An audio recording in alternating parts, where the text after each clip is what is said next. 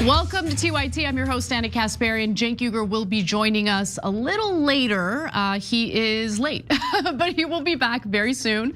And we will be covering pretty much everything in the rundown together. However, I will be discussing at the top of the show today just more of the economic fallout as a result of this now ongoing war with Iran. I say ongoing because one of the bigger updates is that it appears that the kinetic hot war is back on.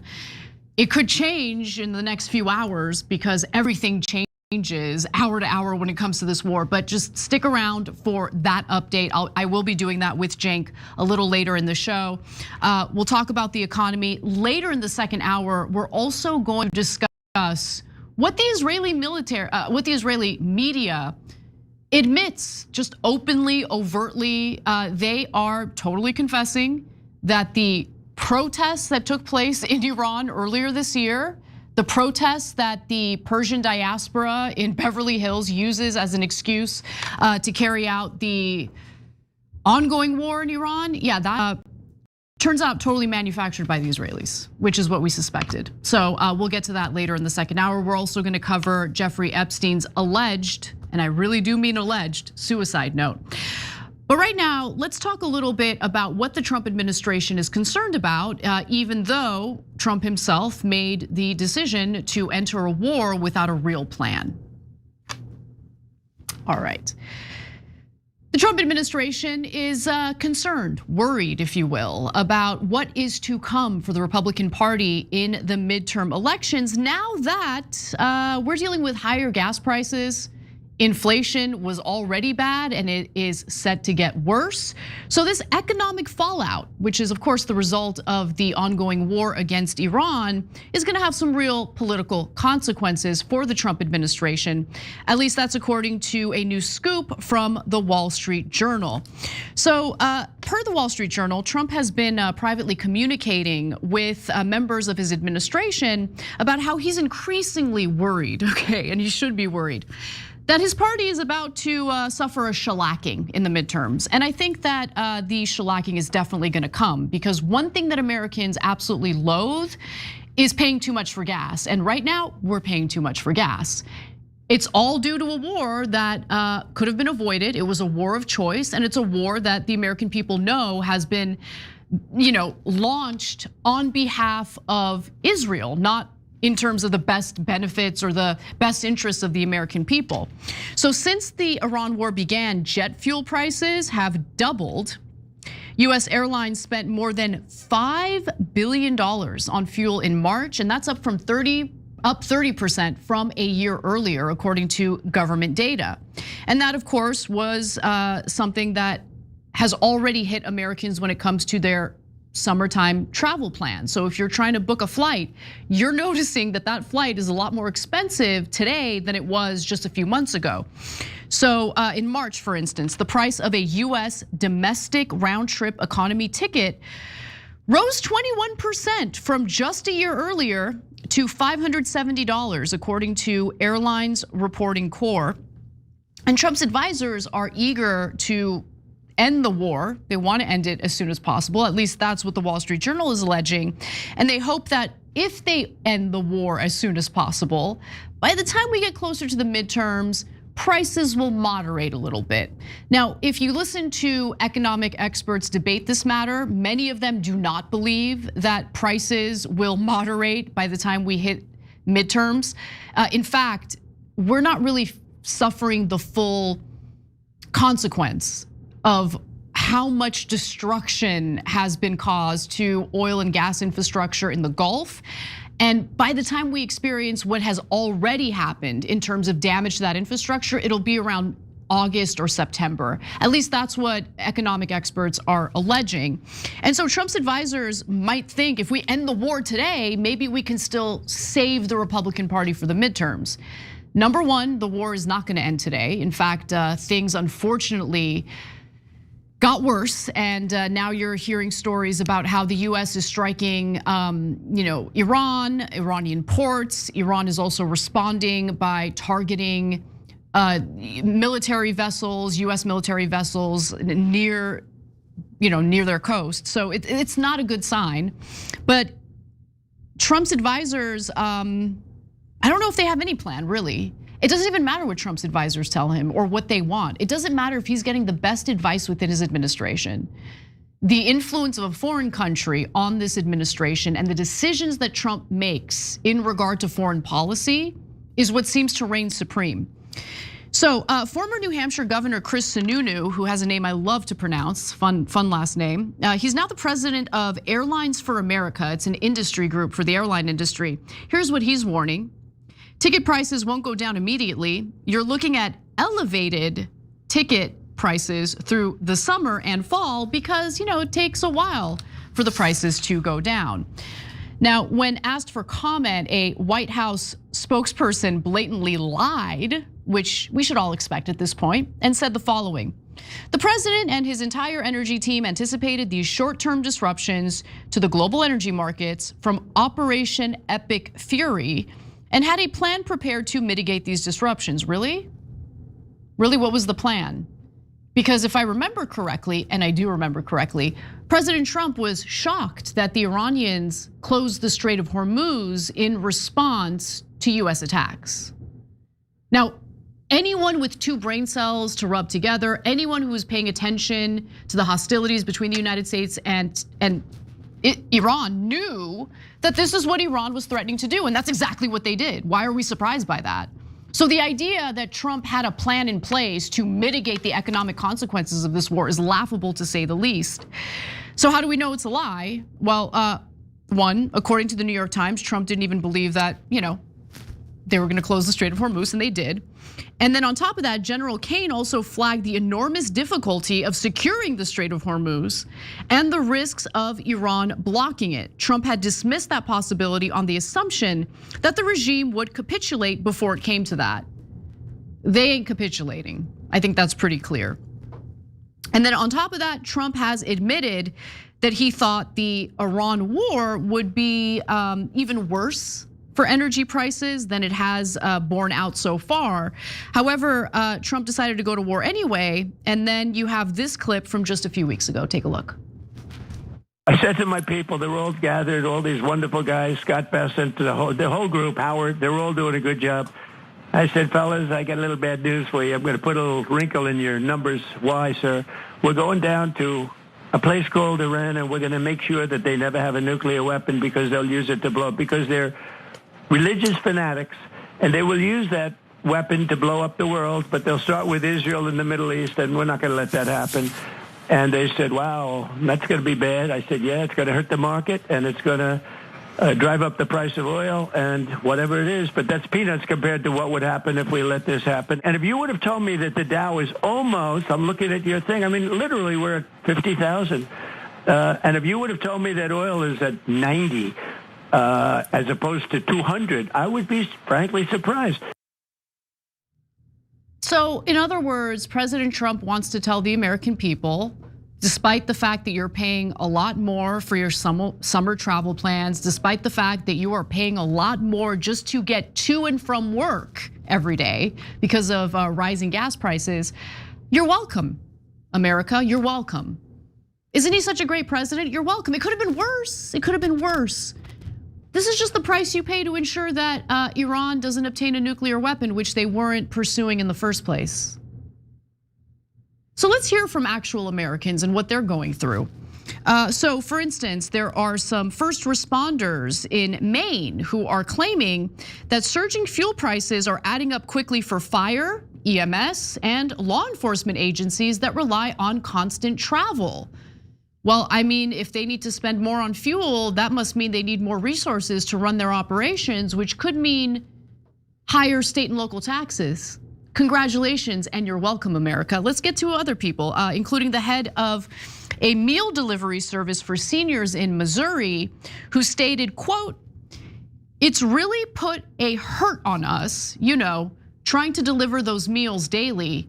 We just can't do it anymore." Well, Pam, sad day for you, but don't you feel so great that our military is carrying out a war on behalf of Israel? Aren't you happy about that? Don't you feel good about it? One more. Let's go to what's happening now that we have Mother's Day coming up. So a florist in Omaha, Nebraska says the following, quote, "The gas has definitely gone up. We do a lot of delivering, probably driving, 200 miles a day. So, delivering the flowers is definitely more expensive. We do have more delivery fees coming from our wholesalers." So in other words, businesses are gonna go under as a result of this, small businesses especially. But it's okay, because we're helping Israel fight a war that they desperately wanted us to fight for many decades, so they can expand their borders. So you're welcome, America. Trump is doing you a favor. Cenk, your 2 cents. So look, guys, we've talked a lot about this. Lagging indicators are prices that oil affects, and aluminum and helium and fertilizer affects, because those are among the top commodities that are blocked. And so that pain is coming whether the war is over or not, because it's just a matter of time before it hits you. So if the war is over and your prices go up, you're gonna go, what the hell just happened? I thought the war was over, right? But that's the reverberating consequence of the war. Now, exactly. At this point, it doesn't look like it's over. And if it's not over, then the reverberating consequences are not going to be significant waves. They're going to be a tsunami. And so, look, Anna, as we've talked a lot about, this isn't just counterproductive for America. But I guess I'm not sure that I've ever put it this crisply. Like, if that economic tsunami hits America, this country is going to be so furious towards Israel that our relationship will be totally unrecoverable. The entire globe will be furious toward Israel and the United States, Cenk. Yeah. But no, I think the fury toward Israel, though, is only based on anti-Semitism. They can't possibly ever do anything wrong. And so any criticism is it's just our deep-seated hatred for I guess, Jewish people in their minds. Well, so that's why that victimhood complex, it's feigned by a lot of people, but it's genuine for probably more people, is a giant problem, because they think, well, they must hate us because we're Jewish. That's what we've been taught our whole life. So that means we don't have to do any self-reflection. We don't ever have to change course. We're never wrong, because everyone who hates us irrationally. And they hate us for something we can't change, our religion and our identity. That's why that lie is so effective. It used to be super effective externally, like, hey, don't say anything against Israel, otherwise you're an anti-Semite. Now it's effective, unfortunately, in the wrong way internally, where Israel supporters, not all Jewish people at all, 63% of Jewish Americans are against the current Israeli government. But folks who support the Israeli government think, no, if your gas prices went up, that's not Israel's fault, that's your fault for being an anti-Semite. And like, that sounds hilarious, right? But they genuinely believe that any criticism, even the slightest ones, is with bad intent. Well, so that's why it can't possibly be their fault. I don't know if they genuinely believe it. I think the majority of them do. Maybe the majority of Israelis have deluded themselves into thinking any criticism toward their country or their government is just based on anti-Semitism. Maybe, I don't know. But in terms of the people in positions of power in Israeli society, no, they know what they're doing. They're totally weaponizing identity in order to silence anyone who disagrees with what they've been pushing the United States to do, not just with this war, but with multiple foreign conflicts. Yeah, there's no question, Anna. I understand what you're saying. And actually, that's a super interesting dichotomy. I wanted to talk to Peter Beinart a little bit about it. We did a Substack conversation. You should check that out on our Substack page. But we didn't get into it enough. We half got into it. And I want to have it with someone else that is going to have an intellectual conversation about it instead of freaking out, right? Did he freak out? No, Peter didn't freak out. Okay. But I want to have a larger one, because guys, what a lot of Jewish Americans don't realize, and not just about people inside Israel, but also here in America, is that they think, well, I'm not any part of any nefarious plot. So there's all this stuff must be like weirdo, super anti-Semitic stuff that I was taught about when I was a kid, right? And from their perspective, I totally get it, because they're not part of any nefarious plot at all, right? But their leaders are, and that has never occurred to them. That, hey, maybe I'm not involved, but some super powerful folks on my side are. Now, it's funny because honestly, like almost any other ethnicity and background, wouldn't be surprised by that. Why? Not because Jews are particularly X, Y, or Z. No. It's because, like, if you're Turkish, do you know that Turkish leaders could be up to no good even if you're not? Of course you know that, right? So I just fill in the blank for any other group. You know that the guys at the top could be doing things, including Americans, right? We know the guys at the top are the worst of us, right? Not the best of us. But because of the overwhelming propaganda about how, no, the whole world hates us, and it doesn't matter what we do. Everyone hates us. So whenever anyone criticizes you or Israel or anyone else, totally ignore it. And in fact, don't ignore it. Hate that person. And just, because that person is attacking you for your identity, right? Stupid. Yeah, that's so totally stupid. Yeah, and so but by the way, these people are not dumb, okay? They're not dumb. So like, it's just common sense. If your government is pressuring and has succeeded in getting the United States to start a war that has already caused harm to the global economy and it's only gonna get worse, why would you assume that criticism toward your government is just based on anti-Semitism? Because it's convenient, and because it's convenient, because they weaponize their identity, Cenk. That's what it is. No, I know. But look, last two things on that. So we all, to some degree, weaponize our identity, and we don't do it purposely. So when you talk to a Turkish person, for example, about the Armenian genocide, 8 out of 10 times they're going to deny it. Why? Because they were taught, no, everybody's just being against Turks, right? Oh, they think the Turks are barbarians and savages, and that's why they do the. Okay. No, pause. I want to make sure we're talking about the same thing. For me, weaponizing identity means getting something substantive out of using your identity to manipulate others. So a perfect example would be, right? I mean, you saw a lot of this actually. I mean, when you look at the DEI era, for lack of a better way of phrasing it, right? You still have, a ton of Black Americans struggling in a lower socioeconomic status, no real effort to systemically lift them up. But the people who weaponized their Black identity tended to be highly privileged and elite Black people to begin with. Right, that's a perfect analogy, because that goes to point 2 that I was gonna make in this regard. Yeah. So the people at the top weaponize it. Yes. And so but the people that are in that group have no idea, right? So if you're an average African American, they say, hey, you got to support this African American politician because we need representation and et cetera, and perspective. That seems totally normal and reasonable to you, right? And so you want to do that. What you don't know is a lot of those leaders just came up with that as a talking point to get everybody's votes and to shame and guilt others for not voting for them, right? The leaders are perfectly aware of that. I mean, oh my God, in this country, I mean, I can name a lot of names there in that category that are perfectly aware of it. But the followers are, and everybody else in that group isn't. Yes, I get what you mean now. I totally get what you mean. Yeah. The people within that group, within that identity group, are also manipulated by the weaponization of identity by people in positions of power to get even more of what they want. In fact, they're the most manipulated within their own group. Okay, that's fair, that's fair. So for example, come back to the economy. So I tell you guys, you see higher gas prices, Israel did that too. There's no question, that's empirical. Yep. We would not have gone into this war, we have almost no American interest in it. So you know that, right? But what a lot of Jewish Americans hear is, Jews did that to you, you should hate Jews.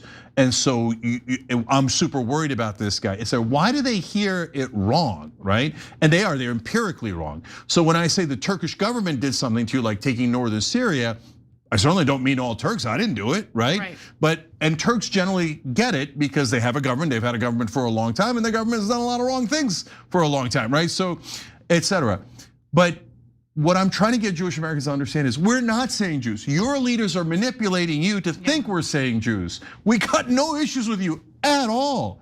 Our issues is with the government of Israel that is doing these malicious and terrible things. And is it because of them and the war that they started that our gas prices are higher? Yes, it's not your fault, brother. You didn't do it, right? But they did, and they view it we've all been brainwashed, guys. I got brainwashed by Turkish propaganda. That's why I didn't believe in the Armenian genocide for so long. So I've been there, okay, to Douglas Murray for the first time. I've been there, okay? Have you been? Yeah, so I understand that mentality really, really well, right? But what I want to tell my fellow Turks, my fellow Jewish Americans, etc., not my fellow, but is that, guys, nobody's attacking you. We're just talking about what governments do, and governments have done terrible things, including, yes, the Israeli government. They're not some special magical government that can't ever do anything wrong, let alone the things they're actually massively doing wrong. So don't take it in a personal way. And the good news is, again, I keep repeating this stat because it's so important, and it's part of the manipulation of the media that they never state this stat, right? Yep. That 63% of Jewish Americans are against the current Israeli government, okay? So the reason why mainstream media doesn't repeat that stat is because they want to have the excuse of being able to call Israel's critics anti-Semites. And later in the show, we've got a story about that, so. Yeah. So you see how the media is manipulating not just all Americans, but particularly Jewish Americans. You should be afraid. They're insulting you.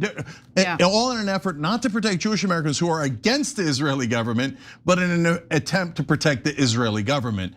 And that's why I say mainstream media and our politicians serve that government, and it's really sick the way that they do. I totally agree. All right, we're gonna take a break. When we come back, major updates. It does appear that the kinetic hot war has reignited between the United States and Iran. So, I mean, anyway, just come back. I'll give you the details as we have them, and I'm sure they'll change within the next 10 minutes.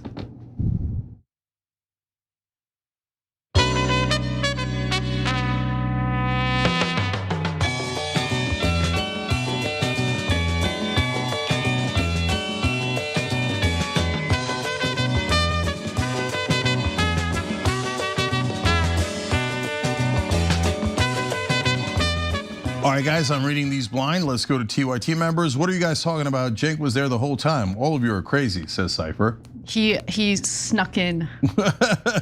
Are you sure Cenk done it this way? I was just getting mesmerized with Anna's hair, and then Cenk showed up. Sorry. By the way, did you coordinate with my outfit today? I did not, but okay. But we're both wearing pink. Yeah, mine's much lighter than yours. But, yeah. And we are not doing who wore it better. Cenk's left tricep of fury says Cenk slips in the shadow. Eclectic says, oh wait, Cenk's actually there. Did he come in late like I did? LOL. New feature. What? Okay, guys, I came in a little late. I had something to do. All right. Drew711 says Anna's outfit is giving first woman president vibes or energy. I don't know, but yeah, indeed. Newfie Dragon says the boss is never late, LOL. There you go. Karen Ola says that round trip US domestic flight ticket is going to go up to around $1,000 before it comes down a little before the midterms. Maybe bet on it, Polymarket or William Hill. Yeah, it's already going up. It's going to go up a lot more. Israel did that to you. Embedded Dude says when gas is $10 per gallon, will MAGA still blindly support Trump? Probably. Well, which are the guys who are like dug in are never going to get. They're like the Japanese guy in the cave. They're never coming out. But he's already totally lost all of his independent supporters and about 20% of his Republican supporters. Corky Kaka says, is it Iran's best interest to continue, which is the death knell for the end of Trump and the Republicans' demise?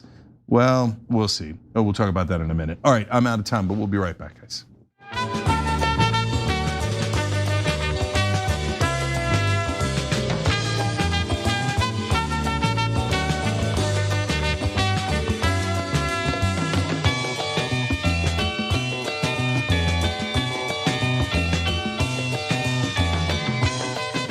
All right, guys, I want to shout out to Rose Orozco, who sent a Young Turks memberships. Obviously, Cenk and Anna here on the Young Turks. Tell you real quick about Noble Mobile. They're going to save you a lot of money and you're going to have great service. That's been my experience. So if you switch over to them, tyt.com/switch, you'll never pay over $50. You guys know how much I pay? In the 30s, you all know it because we get cash back for data. They've got $40 off right now if you go in for the first month, tyt.com/switch. Nothing switches other than your bill, and it goes way lower. By the time when you switch, you'll regret not having switched earlier. That's a guarantee. That's what almost everyone says. tyt.com/switch. All right, Anna. Lots to get to, so let's get to it.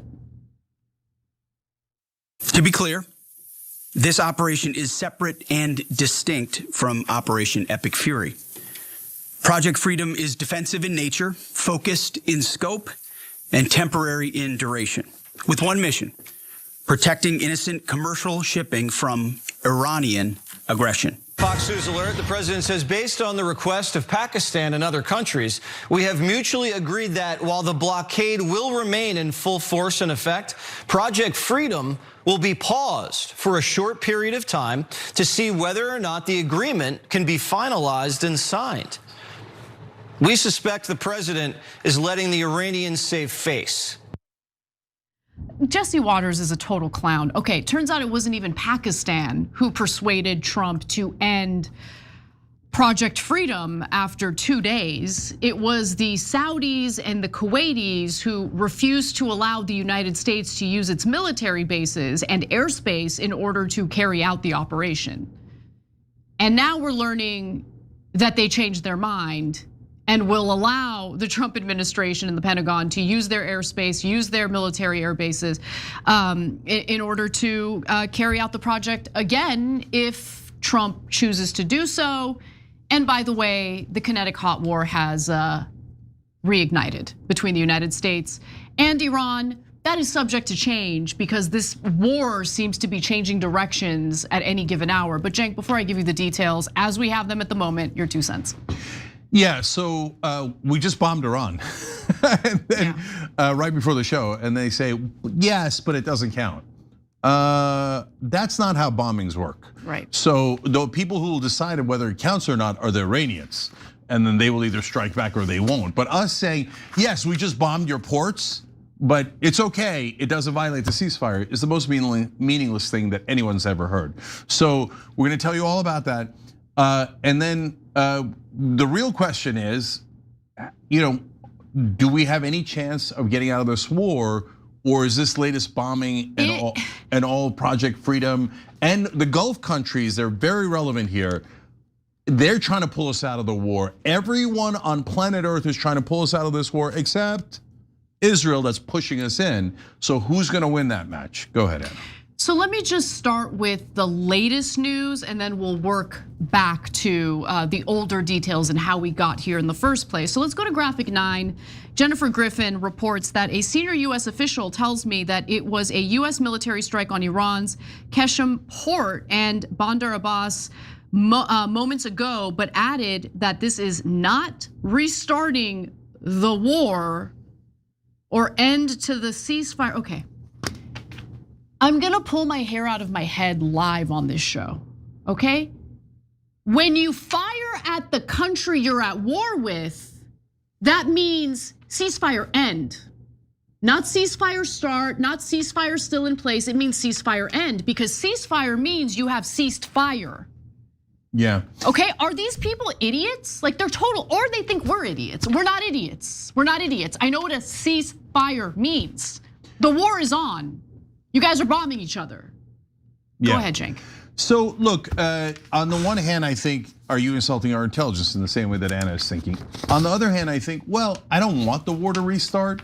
So if they've already done the bombing, which they have, I would prefer that they're pretending we're still in the ceasefire. No. So that there's a chance that we stay in the ceasefire. No. Now, hold on. Because it normalizes this BS, Cenk. Hold Okay, on. ceasefire means ceasefire. If we allow this to keep happening and we allow the administration to redefine what a ceasefire means, then like, would an actual ceasefire ever exist again?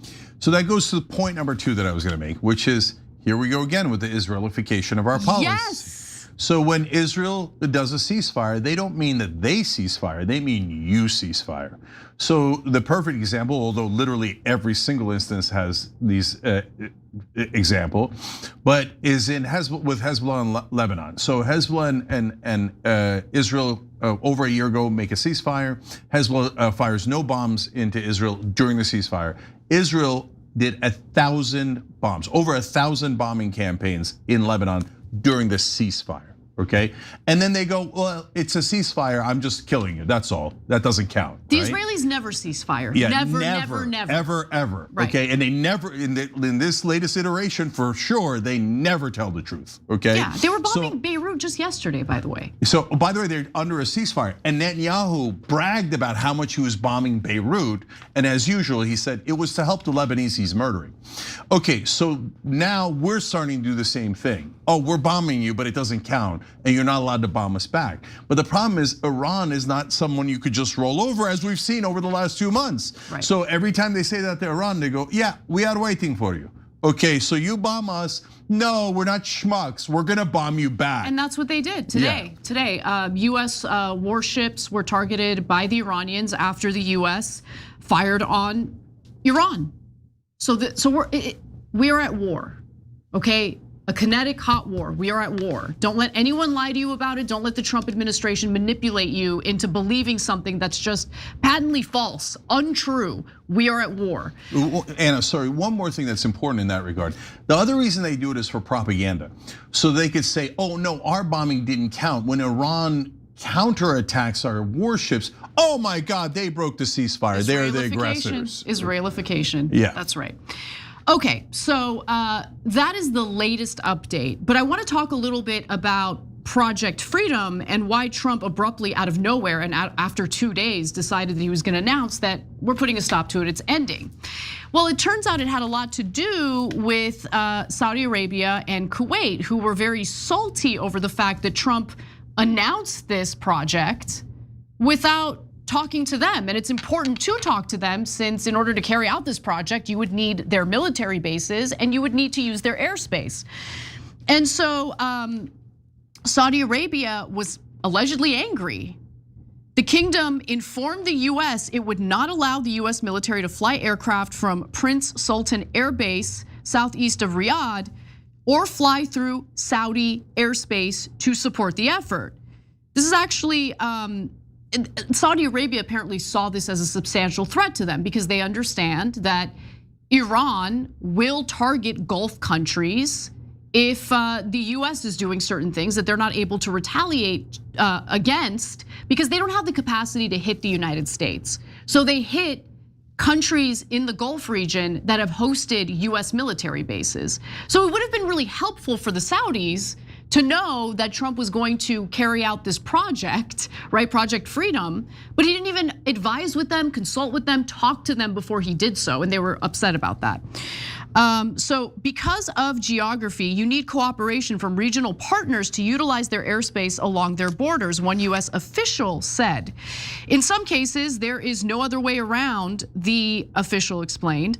Military aircraft were critical to protect ships during Project Freedom, essentially providing a defensive umbrella. So that's what Project Freedom is. I mean, we've talked about it before, but just in case you missed it, all it is the United States helping to guide cargo vessels through the Strait of Hormuz by shooting down Iranian drones and missiles. Now, what's amazing about that is prior to this project being announced, the Wall Street Journal had reported that the United States had depleted 80% of its missile interceptors. So I don't know how long the Trump administration believes they can, carry out a project like this, but it's important to know what our military capacity is, what our capabilities are, what our arsenal looks like, before anyone gets their hopes up about the Strait of Hormuz being forced open by the Trump administration. That is not happening. So quick thing about that. So when you try to escort ships through a blockade, that's called breaking the blockade. Yes. That's what you're trying to do. You can call it a humanitarian mission, as Trump did in the middle of a war, sure. And we're bringing our warships through, very humanitarian. And you can call it freedom, but it doesn't matter what you call it. You're trying to break the blockade. So Iran says, I've got a blockade, you're trying to break it, what am I gonna do? I'm gonna hit you. Mm-hmm. And so they did. And by the way, you will find out a couple of weeks or a couple of months from now that our ship got hit badly. Okay, it had to turn around our warship and abandon the project. That's another reason why we stopped Project Freedom, because it didn't work. It turns out we couldn't break their blockade. So this was Trump's desperate attempt at trying to somehow save face by winning. And if he could open up the strait through sheer military force, then he doesn't need to do a peace deal. And he can go, ha ha, I opened up the Strait of Hormuz. I was kidding that it was a humanitarian mission. We won the war, right?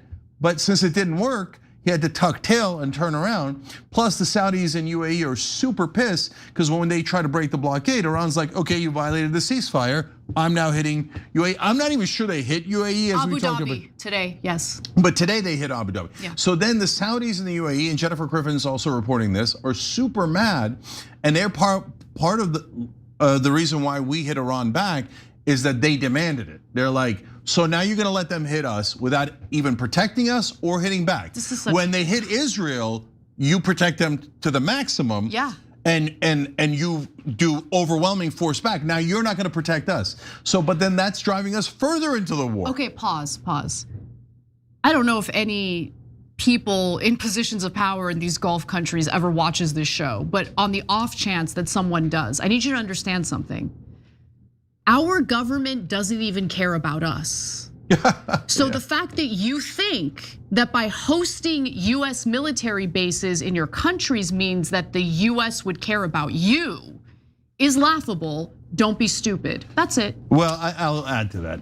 So look, guys, when we have messages from Pakistan, that's not Pakistan, that's us. Because Pakistan's trying to facilitate peace. And if we go to them and go, hey, we're gonna do a conciliatory message where we're gonna try to turn down the temperature, Pakistan goes, yeah, pretend we say that. Okay, so there's reporting on that, right?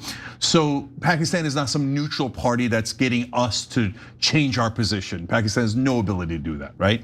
The Saudis in the old days, and UAE especially, were us and Israel. So when they spoke, they were pretending to be independent, but they were not independent. They actually secretly totally agreed with Israel. They don't care about their leadership, doesn't care about the Palestinians at all. And they're just like, let's make money, right? And let's all coalesce our power and crush our citizens, etc. Now that has changed because UAE and Saudi Arabia thought, well, if we're cozy with Israel and America, we'll be protected. Now they found out, oops, I can't.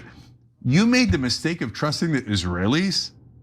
Okay, that's hilarious. Yeah, exactly. Okay. And by the way, this is just a side note, but it's really important. To the Prime Minister of Armenia, okay? Please learn from what the Gulf states are now suffering from. Yeah. So please do not make an alliance with the United States. The United States only cares about Israel. Okay, and to the good people of India, if you're gonna let the Israelis in, be careful what you wish for. Okay, yeah, seriously. Now, but last thing on this, now things have changed. Since UAE and Saudi Arabia finally belatedly realized that, now they are not us and they are not Israel. They're disagreeing with us and vehemently so, and they're super mad at us. And when they got hit again this time around, they're like, that's it, we're closing off the air bases to America. And that's the second reason Trump was like, whoa, okay. I didn't mean Project Freedom. I'm sorry, because if we don't have their airspace, we can't land anywhere, we can't do any of the operations, and we can't protect beloved Israel, right? So that's why they flipped out and reversed course. So now the latest update though is that Saudi Arabia and Kuwait let Trump know, okay, you can use our airspace, you can use the military bases to help guide vessels through the Strait of Hormuz. And that's what has led to Iran retaliating as the US attempts to get vessels through that strait and evade Iran's blockade. Now, here's the thing. The important elements of this war, right, remain the same. And what I mean by that is, what are the military capabilities of the United States? What are the capabilities of Iran? What do the weapon stockpiles look like? And get a load of this. We know that US military weaponry has been depleted, not just because of this war, but because we've been providing so much military aid to both Ukraine and Israel for years, right? And so we don't have the capacity to build the weapons as quickly as necessary to compete with Iran's incredibly easy to build and cheap drones, right?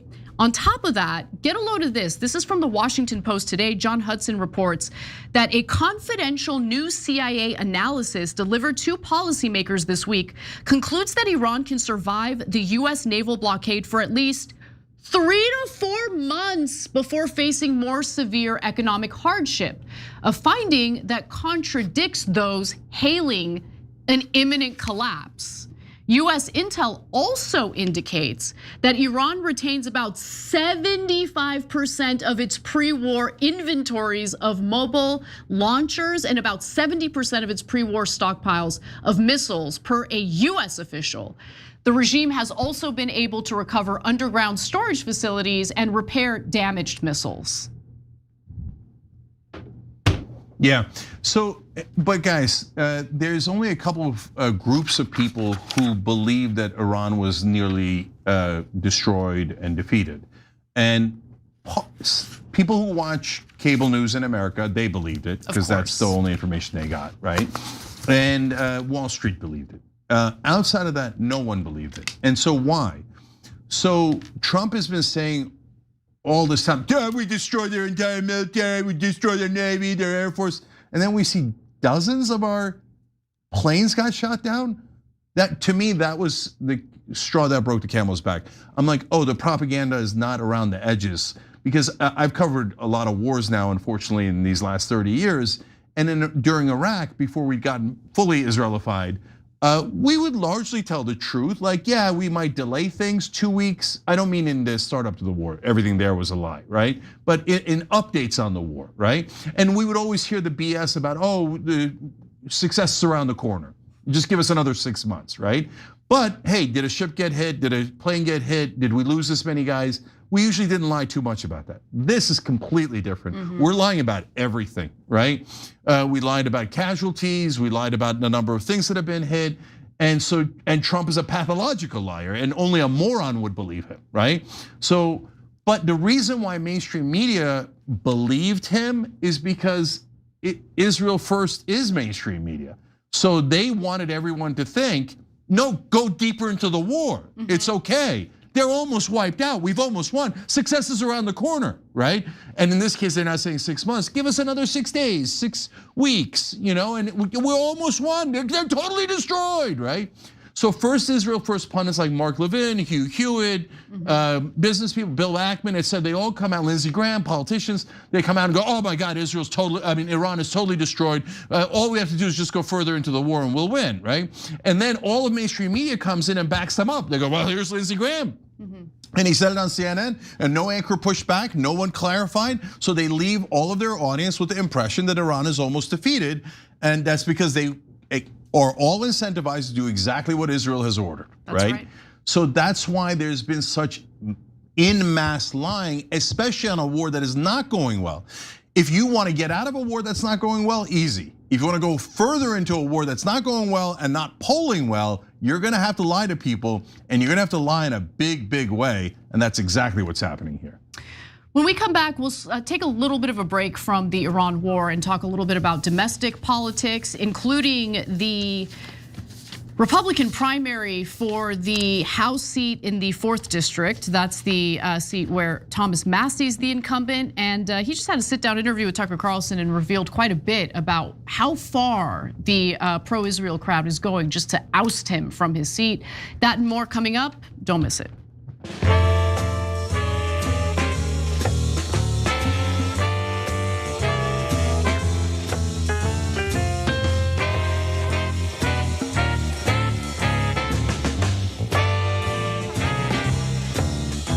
All right, let's go to I think this is the first X comment I'm gonna read on air. If not, it's the second one, because we're now live on X. THC.com has the honor, and he writes in appropriately for THC.com. Rolling down the street, smoking endo, listening to Cenk and Anna. I wish you could get that to rhyme somehow. Yeah, well, we'll work on it. That sounds so good. Yeah, maybe he could have come up with a rhyme if he wasn't high, but okay. Sometimes, I know this sounds bad, but sometimes I kind of think about how fun it would be. I know that the entire audience doesn't partake in the devil's lettuce, okay? Some of you are not as naughty as we are. I don't even know, I don't know if Cenk partakes, but- Oh, come on. Okay, good, Cenk does partake. Okay, come on. But how fun would it be to have like a meetup where we just, partake and just laugh and together. Everyone's high. Oh my God, that'd be so much fun. Probably never going to do it, but it's a fun we're never idea. Okay, man, what the podcast is on Super Chat. I did a questionnaire today from Friends of Peace that was heavy on the Israeli government propaganda. I would love to share the questions. Yeah, guys, you're surrounded by Israeli propaganda. Like 80% of what you see in mainstream media is Israeli propaganda. The surveys are probably like, it's amazing how effective they are and how ubiquitous they are. They're everywhere. And then when you go, hey, that was Israeli propaganda, and that was Israeli propaganda, they go, oh, you're so conspiratorial and paranoid. Give them a double dose. James Kelly, sorry, Rose Orozco, thank you for the super chat. Fawaz Zamjad says, with gas hitting $5 a gallon, I've stopped checking my fuel gauge and started checking my hay supply. I'm out here.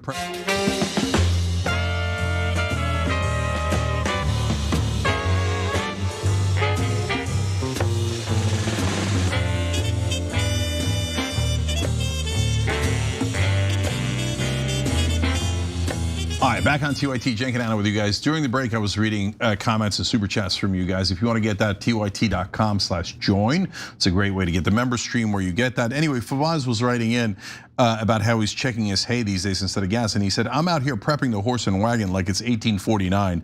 Well, at least the First Amendment was in check. So he's not alone. Tons of people have written in about maybe time to get the horse and wagon back. That's how bad gas prices are. Thanks, Israel. All right, Anna. Well, we got to talk a little bit about one race that honestly, anyone who cares about living in a sovereign country should be focusing on, and that's the primary race for the Republicans in Kentucky's 4th district. Here's what I'm talking about. Here's what happened. A congressman from Kentucky was challenged, and 95 or 99% of the money came from an Israeli lobby to take him out for merely telling the truth. And not even attacking Israel. These super PACs, again, they're not talking, they're distorting my record instead of telling you why they're trying to flush me out of Congress. They want to flush me out of Congress because I don't vote for foreign aid. They've spent about 10 million, their super PACs and their campaign. Insane. The Republican primary for the House seat in Kentucky's 4th congressional district, it's apparently tightening up, which is concerning because this is kind of a proxy war between the America Firsters and the Israel Firsters. Thomas Massie, the incumbent in this race, has voted consistently against providing foreign aid to many countries, including Israel. Israel doesn't like that, and so their minions here in the United States are working overtime to oust Massie, and they are pouring a lot of money into his primary challenger. So he spoke about that during a recent sit-down interview with Tucker Carlson, and I think he revealed quite a bit about how politics really works here in the US. Before we get to those details, Cenk, how much do you love talking about money in politics? Oh yeah, so the only thing I love more is that now our right-wing brothers and sisters are also talking about money in politics. Yes. So what you're gonna see here after the Massie stuff is I'm gonna show you even more money they spent against Democrats opposed to Israel. So this is bipartisan. They go after anyone who represents America instead of Israel, and they seek to destroy them. And we're gonna show that exactly how it works to you guys right now. I should also note that aside from consistently voting against providing military aid and foreign aid to Israel, Thomas Massie drew the ire of Zionists here in the United States over his activism in getting the Epstein files released, which I think is, you're telling on yourselves, but okay. Let's move on to just a little bit of context about the race itself before we move on to what Thomas Massie has to say about it. So right now he's facing a challenge by a gentleman by the name of Ed Galrine, who is heavily funded by Miriam Adelson, the same person who bought our president like a prostitute in order to carry out the best interests of Israel. Now, the primary election between Massie and Galrine will take place on May 19th, and look, there is some polling. For instance, there was a poll conducted or released on April 9th by Quantus Insights, and it found that Massie has about 47% support, while his challenger has 38% support. And that was about a month ago. So according to Massie, that lead is tightening up. And in an interview with local media, Galbraith said that his social media presence gives voters all they need to know about him, which is why he keeps refusing to debate Thomas Massie. Come on. I know. This is what he said. I want to give you his quote. He was speaking to local media and he said, "I'm debating him every day. Please look at the social media and the places I'm being. What I'm talking right to the American people, just like the president does, with no middleman. So he's welcome to come on out and defend his record in front of them." This guy is disaster. So, well, first of all, Israel's not bringing their best. And so they have empty vessels like this because they go, anybody want to sell out America? We're going to betray America and have you serve Israel like a prostitute. Well, you're not going to get quality guys. You're going to get the bottom of the barrel. Yes. So the bottom of the barrel guy goes, "Oh, am I going to get to be a congressman? I am so happy about that. What do I need to do?" They're like, "On your knees." He's like, "Right away, sir." And so that's why you get these cutouts, these guys that are total losers, and he can't. And so why is he hiding in social media? Now, of course, he doesn't want to go in debate because then he's going to get humiliated, right? Tom Massie's going to say, "Hey, didn't you take about like $10 million from Israel and serve Israel?" And that's going to go viral, and he doesn't want it, right? So if you're a pro-Israel candidate, you want to hide. By the way, that's why most Republicans and Democrats never do interviews, because they're in the witness protection program because they actually serve Israel. So now the second reason is when he goes on social media, all the Israeli bots come in. And they're like, "Ed Galbraith is such a great American. Donald Trump and all the Republicans are in favor of Ed Galbraith." You're making them sound way smarter than they actually sound. Yeah, Tom Massie is an anti-Semite. He is a Jew hater. You should all hate him. He defied Donald Trump. Remember, Donald Trump is your daddy. We told him Trump is their daddy when we owned that bitch, right? Totally. So that's why Ed Galbraith, the coward, is hiding online, surrounded by an army of Israeli bots. Exactly. Okay, so you have the basics of this race, this primary race. With that in mind, let's get into just how much money has been spent. I mean, we're talking about breaking real records here, especially as it pertains to a primary race. Let's take a look. What do you think the total your opponent has received, both directly and on his behalf to the super PAC is? I think all in, they've spent about 10 million, their super PACs and their campaign. All in, we've probably spent about 8 million so far. And I would guess all in, by the time this is over, there's going to be $30 million spent in a Republican primary. It's right now the most expensive Republican primary for Congress in the history of Kentucky. $30 million pumped into a primary race for a House seat. Guys, if you believe we live in a democracy, please wake up. Okay, please wake. We don't live in a democracy. You think you're gonna be able to, you're a normie American. I don't care what your politics are. You wanna run for Congress? You think you're able to do it if you're a working class American? You have to have a freaking army of donors behind you to make that happen. And so how do you think Galbraith, who's like the biggest sellout in the country in Kentucky in that district, got the 38%? He got there through Fox News and the ads, right? And the ads don't ever talk about Israel because Israel's not popular. So they find some needle in a haystack, which is always a strategy, and they go, "Oh, look at what Tom Massie did in 1987. He is a terrible person," okay? And people think, "Oh my God, I guess Tom Massie's a terrible person. I guess I got to go with Ed Galbraith," right? And then Jake Tapper comes in on CNN and goes, "Look at what Graham Plattner or Tom Massie has done. They are evil and terrible." Very naughty, yeah, totally. Right. In fact, let me give you a perfect example. So Massie and Carlson spoke about an ad that Massie's opponent has been using against him. You're right, doesn't discuss Israel at all. It does rely on AI and it's pretty gross. So I'm gonna skip ahead, guys, to C6. Let's take a look. I just saw a spot they put up, and you tell me who did this, but it was AI generated video of you with Ilhan Omar and Alexandria Ocasio-Cortez suggesting that you were having sex with both of them, and basically saying you've got the same politics they do. Yeah, it's a 30-second spot created with AI. There's a disclaimer at the beginning in font that nobody over the age of 65 could possibly see on the TV that says it's AI. And it's not cartoony at all. It looks like a real camera, recordings that shows me walking hand in hand with the two of them, dining with the two of them, and checking into a hotel with the two of them, and uses the word throuple. Yeah, that's pretty disgusting. Pretty disgusting. And that's what politics is, right?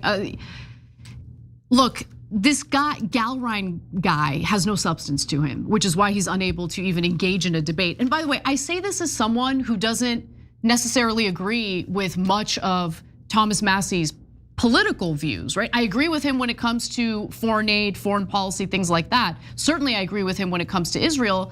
And we might come at it from a different, point of view overall. With him, he's worried about our government spending too much as we are going deeper and deeper into federal debt. And guess what? He happens to be one of 2 or 3 members of Congress who are actually principled. And I respect that because we need principled people to represent their constituents.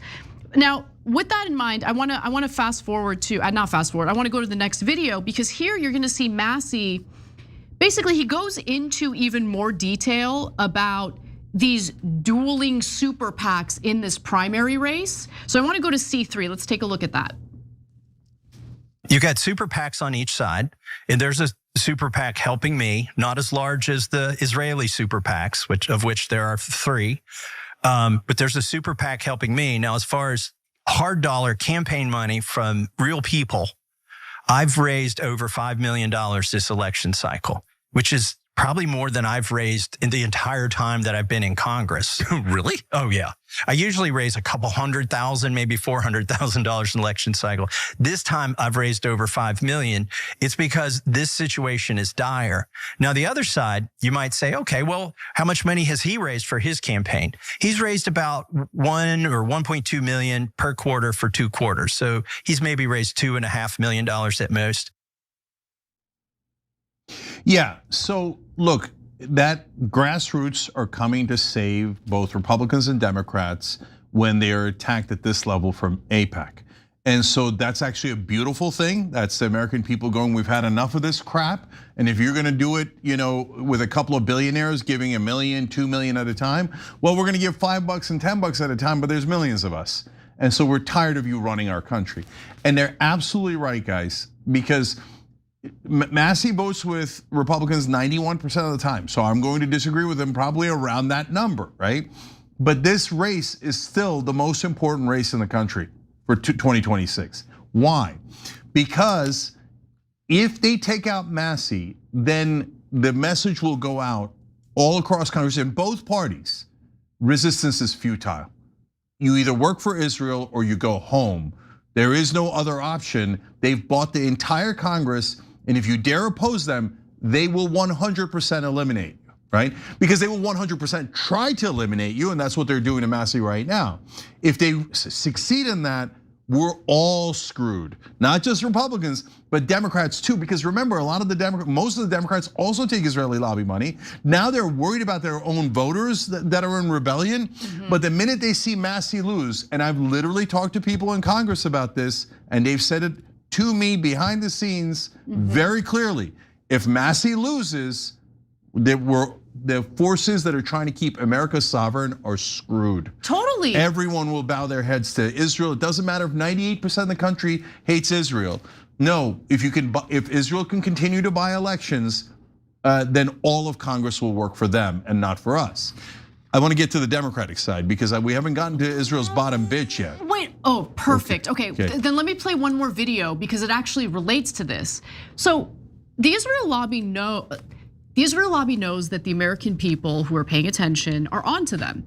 And so lobby groups like AIPAC, for instance, realize that they have to find squirrely ways to do their bribery without people taking notice. And that's what Massie is gonna talk about in this next video, and he does mention Democrats, so let's take a look. AIPAC's sort of gone in hiding, and they're trying to secretly funnel money to campaigns. And what we've realized and deduced is that they're funneling money hard dollars, not the super PAC dollars, but they're funneling money from their donors to his campaign through a payment vendor called Democracy Engine. It was started by one of the people who started Act Blue. It's not a conservative, if you will. Act Blue, the Democratic bundler? Yeah. So when you see something come through a payment vendor called Democracy Engine, you particularly $50,000 per quarter. So if somebody's reported $50,000 of expenses to Democracy Engine, and if the payment vendor Democracy Engine has been charging 5%, that means $1 million of money came through that payment vendor. And we've seen that in both of his quarters. So basically, as far as we can tell, about $1 million of his 1.2 million every quarter that you would think may have come from grandmas who are digging deep in their pockets when they get an email from Trump that says, give to this guy. That's not where his money's coming from. It's coming from AIPAC donors. Amazing. I mean, I think that that's amazing. And that's something that Americans need to look out for, because you think the Israel lobby is going to give up just because we find them to be unacceptable and they've become unpopular? No, they'll find ways to continue their bribes, but a way to do it more low key and without drawing much attention. Yeah. But like the use of a Democratic platform in order to funnel, money from the Israel lobby to Massie's challenger is an interesting twist to the story. But it isn't that shocking, considering the fact that we have a monopoly in this country when it comes to the pro-Israel stance. We don't have an option. We don't have an anti-Israel party that we can vote for. Both Democrats and Republicans are completely captured. Yeah, it's not a Democratic website. They're saying the same people set up both sites, right? But either way, they're pretending it's real people, but it's not. Okay, so now let's go to the Democratic side, because if you think that Gal Ryan getting $10 million from the Israeli crowd is a lot, wait till you get a load of Wesley Bell. So as Associated Press reports, Bell's campaign received a big boost, this graphic number 5, big boost from American Israel Public Affairs Committee, that's AIPAC, whose Super Political Action Committee, United Democracy Project, spent $8.5 million to oust Cori Bush. So did they oust Cori Bush because they were concerned that her policies are too progressive? No, they only cared about Israel, obviously. Well, but if you notice they're not calling it the American Israel Public Affairs Committee anymore. No, it's not AIPAC. It's United Democracy Project, as they're killing democracy, right? They used to have another group called Democratic Majority for Israel, and then I started making fun of it when they spent $4 million against Nina Turner in that race. I said, where's Democratic Majority for Cleveland? Which is where the race was. So they realized, change the name to we're pro-democracy, pro-kittens, pro-puppies, right?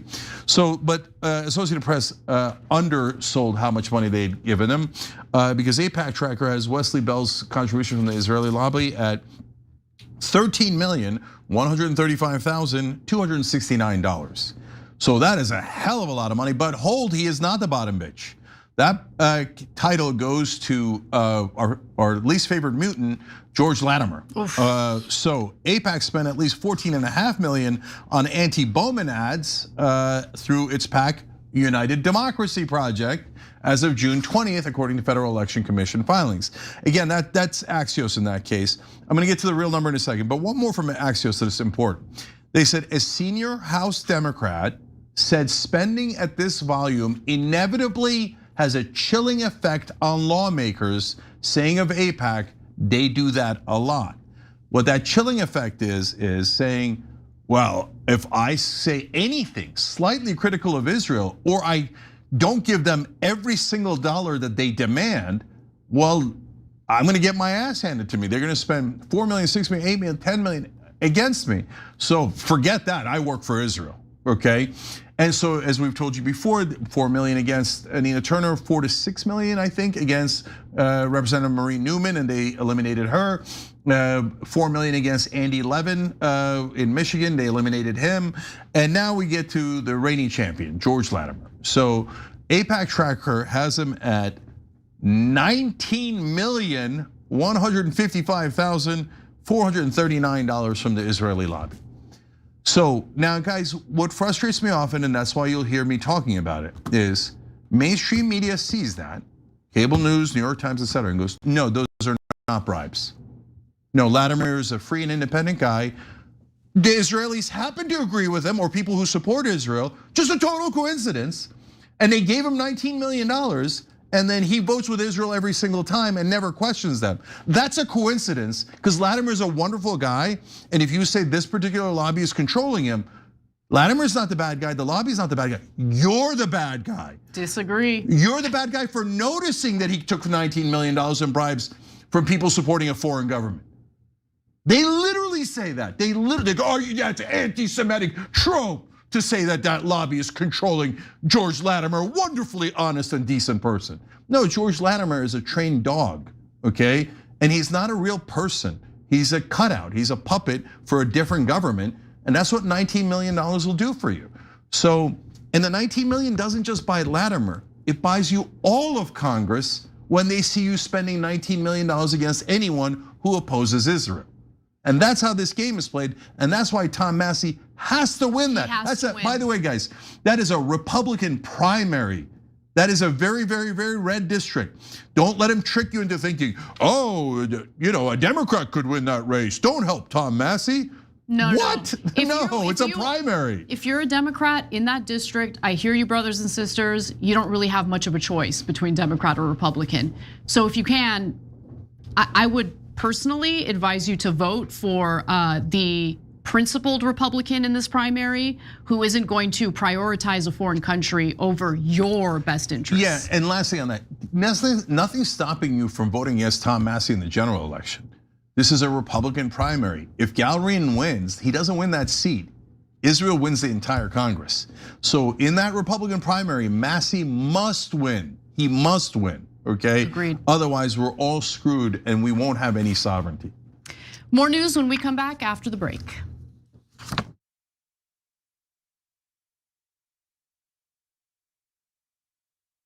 Are you still talking about Jeffrey Epstein? Rich and powerful men abusing, assaulting, and abandoning young women. These rich and powerful men donate to the politicians in Washington, D.C., play golf with the elites in Washington, D.C. They are foreign leaders who we don't want to offend. They interact with our intelligence agencies that we don't want to disobey. There is something rotten in Washington. And are people still talking about this guy, this creep? All those congressmen you just saw there are on the record as protecting the child rapists who were clients of Epstein. They have not prosecuted a single person outside of Epstein and Maxwell. Yep. Not one. Is Trump engaging in this cover-up because he's in the Epstein files? I don't understand why the Jeffrey Epstein case would be of interest to anybody. It's pretty boring stuff. So as the government keeps telling us, yeah, there's other people. Yeah, they raped those girls. So what? We're gonna cover up for them. But why are you guys so mad? A nation that chooses impunity for the rich and the powerful at the expense of our children is a nation that has lost its moral purpose. Are you on the side of the people? Are you on the side of America's children? Or are you on the side of the rich and powerful who've had their thumb on the scales and shafted Americans for decades?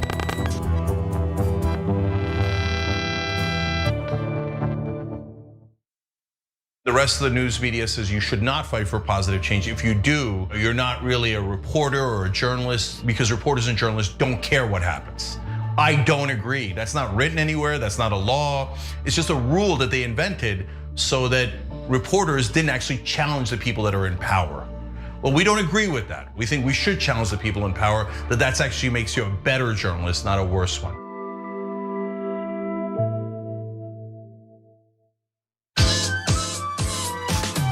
Who do you guys use?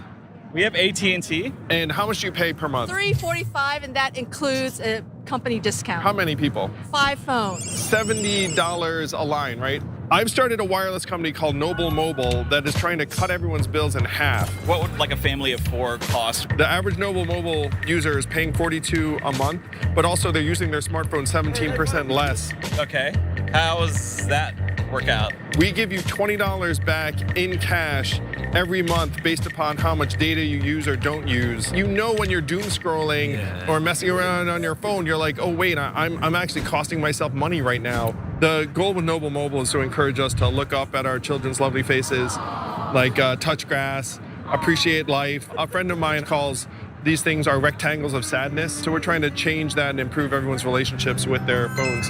It's a very noble cause. Well, thank you, sir. That's what it is. Been on YouTube for 20 years. The original political partner on YouTube, the Young Turks. The Young Turks. The Young Turks. Godfather of independent media. Favorite news platform by far. Oh, it's not even close. The Young Turks. It's the largest online news show in the world. I watched you guys before I had a channel at all. And I watched Cenk, so Cenk's really the start of it all. Big shout out to Cenk from Young Turks. Cenk Uygur, founder of TYT, a man who probably needs no introduction. Cenk, it's so great to talk to you. Great to talk to you, David. Fan you worked for a long time, man. Anna Kasparian is one of the most followed and influential progressive women online. I love Anna. Your presence has been essential for me to really grow. Do all of you know the Young Turks? This is why what the Young Turks are doing is so important. I've watched you for many years. You are insightful. I thank you for that. I was going to introduce myself, but it sounds like you guys might know us. Now let's talk about pot. Yeah.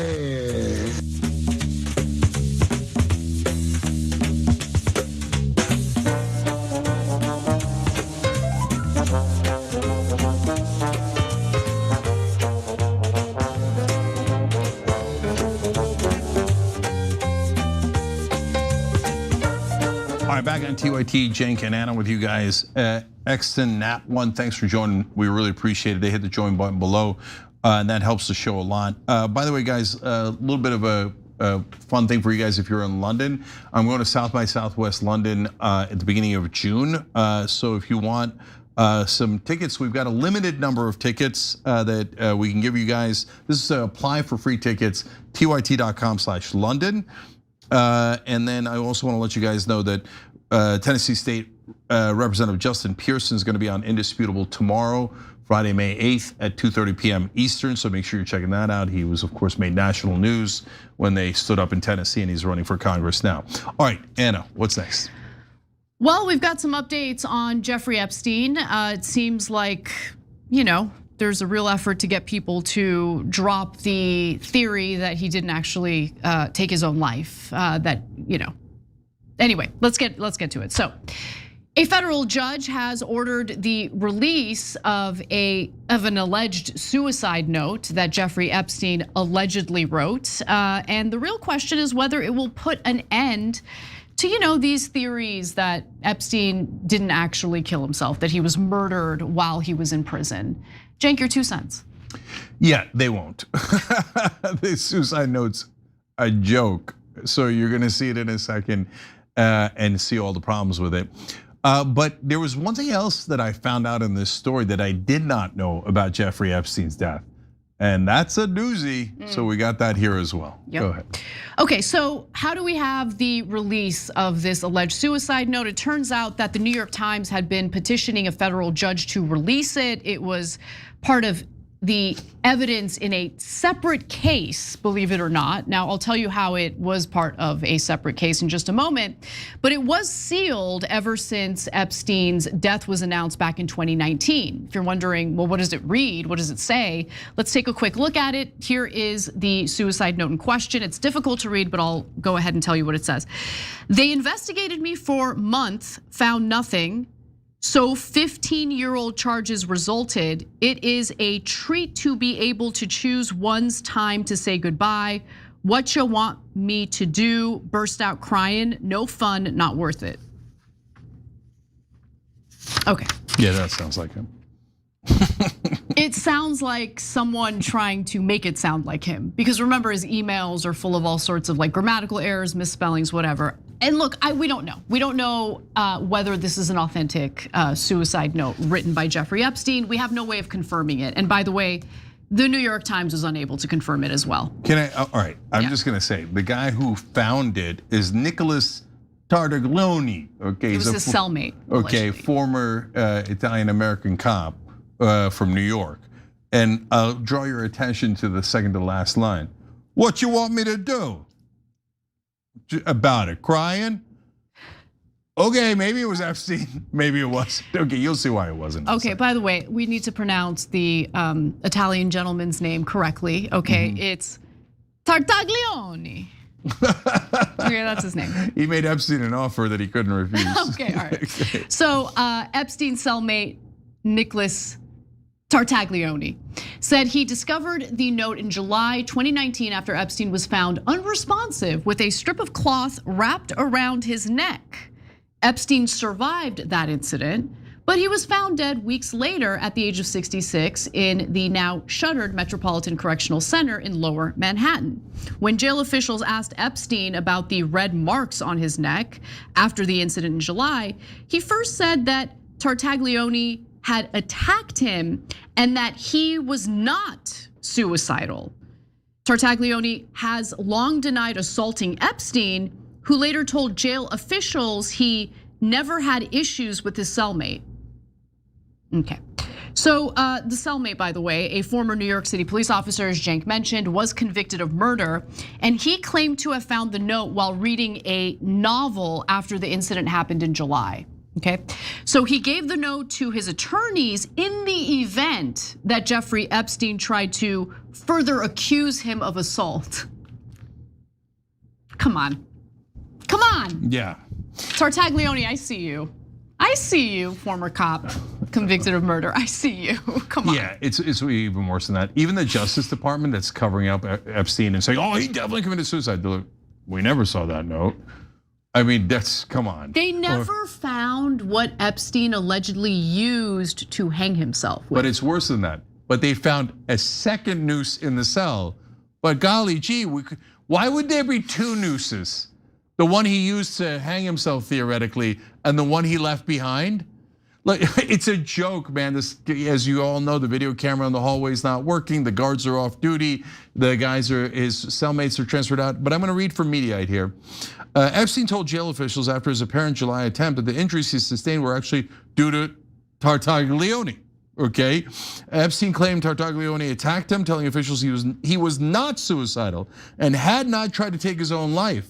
Okay, the financier later said that he never had any issues with Tartaglione because, as Ann had read you, he's like, no, I'm good with him from now on because he doesn't want to get assaulted again, right?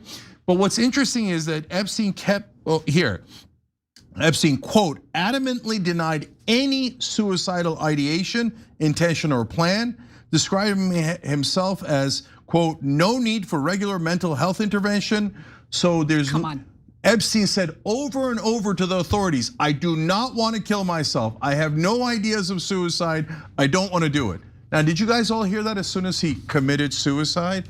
No, isn't that weird that we never heard that? But now they say, oh yeah, he said repeatedly. And why did he say repeatedly that he didn't want to kill himself? Because he knew they were going to try to kill him, right? And so this is the most, in fact, if you refer to it as a suicide from now on, you're not a real reporter. I'm serious. You have to alleged suicide. You have to say at a minimum alleged suicide, right? And by the way, the worst of the worst is reporters, and this is like 80% of them go, conspiracy theorists say that he might have killed himself. Absurd. Like, come on, you're gonna call that a conspiracy theory? Jesus Christ. Honestly, this year has been the glow up of conspiracy theories, right? Oh, conspiracies have suffered, or not suffered, have enjoyed a major glow up. Because now when I hear something's a conspiracy theory, I look into it, I take it seriously. You know, we should do that poll, because I guarantee you do the national poll. I don't guarantee it, but at this point, if you told the average American, are you more likely to believe a conspiracy theory or the official government position? Conspiracy theory. I think conspiracy theory probably wins at this point. Whereas if you ask mainstream media, the people who are supposed to challenge the official government narrative, it would be 100-0. Official government narrative, what do you mean, you sick, disgusting conspiracy theorist? The government's always right. I'm a reporter. Okay, all right, we gotta take a quick break. When we come back, the New York Times wrote a piece about Laura Loomer, and it was a bit of a puff piece. They wrote a puff piece. And not a bit, a lot of a puff piece. The woman has been doxing private citizens. No, she was on a regular basis. Okay, you don't want to miss this story. We'll be right back.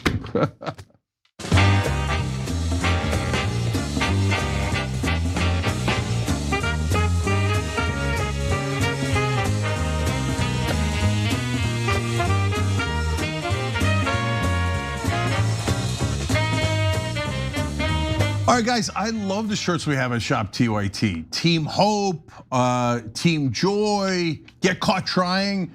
Do I wear those all the time? Yeah, I betcha. Okay, so they're my favorite. And in these times, you need a little bit of joy, you need a little bit of hope, but it's not misplaced either. If you don't have hope, we won't be able to win. So it's super important that you have that, and fly the colors and invite others to join Team Hope and Team Joy. This is all at shoptyt.com, shoptyt.com. Come spread the message with us.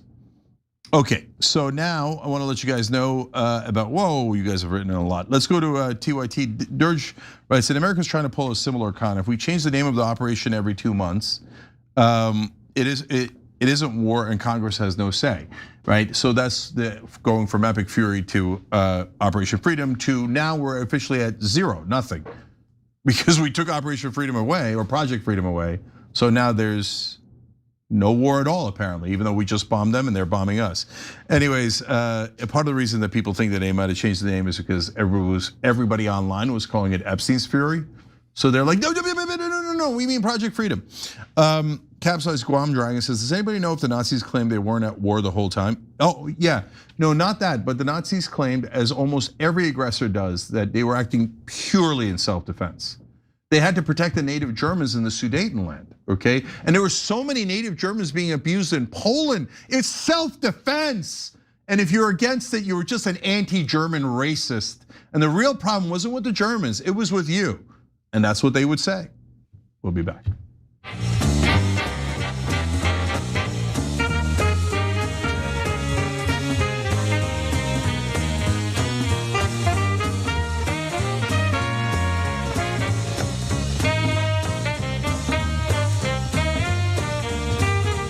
All right, back on TYT, Cenk and Anna with you guys. One of our members on TYT.com, Progress for All, had a hilarious comment I just wanted to share with you guys about that note, a theoretical suicide note that Tartaglione handed in. He said, the note is only missing, forget about it. Totally. So all right, good. Anna. We got to talk about the latest puff piece that the New York Times has published about the craziest person on X, Laura Loomer. So let's get into it. You then went on to say our country was built by white Europeans, not third world invaders from India. I think you should do more than just express regret. From what I can see, you're brazenly racist and Islamophobic. And I'm sorry to say that we have Atiti Devo Bhava in this country where we welcome all, but your comments smack of anti-Indianism, worse still, Islamophobia, and even worse, racism, which has no place, ma'am, in today's world. So get real, ma'am. Sorry to say that, but that comments are unacceptable to me as an Indian and as a world citizen. Well, I will say that I don't believe that Islamophobia is real. I believe Islamophobia is a hoax. Everything that gentleman said about loony Laura Loomer is 100% correct, but you wouldn't know it if you relied on the New York Times to inform you about Laura Loomer, because they just published a puff piece. Even as this woman is on X on a daily basis, literally doxing private American citizens because they happen to be in the same family with a public figure who's critical of Israel, simply critical of Israel. Cenk. So there's two amazing parts of this story. The way that they sanitized Laura Loomer and made it seem like she was the angelic fighter against the evildoers is unbelievable. I mean, that's basically the New York Times saying, okay, you caught us. We're not doing real news. This is just propaganda, okay? It's totally mask off. But the second amazing part is why they wrote the story in the first place. So, especially if you're a Republican, you're gonna wanna listen to this. All right, go ahead, Ann. So the piece is titled, How the Fight Over Israel is Playing Out Inside MAGA. The war in Iran has added to a tectonic shift in public opinion, a bipartisan swing away from Israel. Some on the far right are fighting to keep President Trump's movement aligned with the Jewish state. Notice how they put in the Jewish state, right? Yep. Like right away from the beginning. It's not that big a deal, but it's all about how do we frame things. Yeah. So now remember, if you're opposed to Israel, you're not just opposed to Israel, you're opposed to the Jewish state and against Jewish people. What a terrible, disgusting person you are. I've never seen them say, and the critics of the Muslim state. Okay, Saudi Arabia. No, they just say Saudi Arabia. Right. They don't hide behind Muslims. They just No, you guys, this is I looked into the writer of this piece. And Pulitzer Prize winning journalist. Hilarious. Went to Harvard. Okay. Of course he did. His name is, let me look it up, Anton Troinovsky. Okay, Troinovsky. And total puff piece. So for instance, he didn't include any of Loomer's racist and Islamophobic statements in any of the reporting here. Not one. Not and there's once. like a million. Not once. Didn't talk about how she doxes, bullies, harasses private American citizens because, again, they have a family member who has been critical of Israel.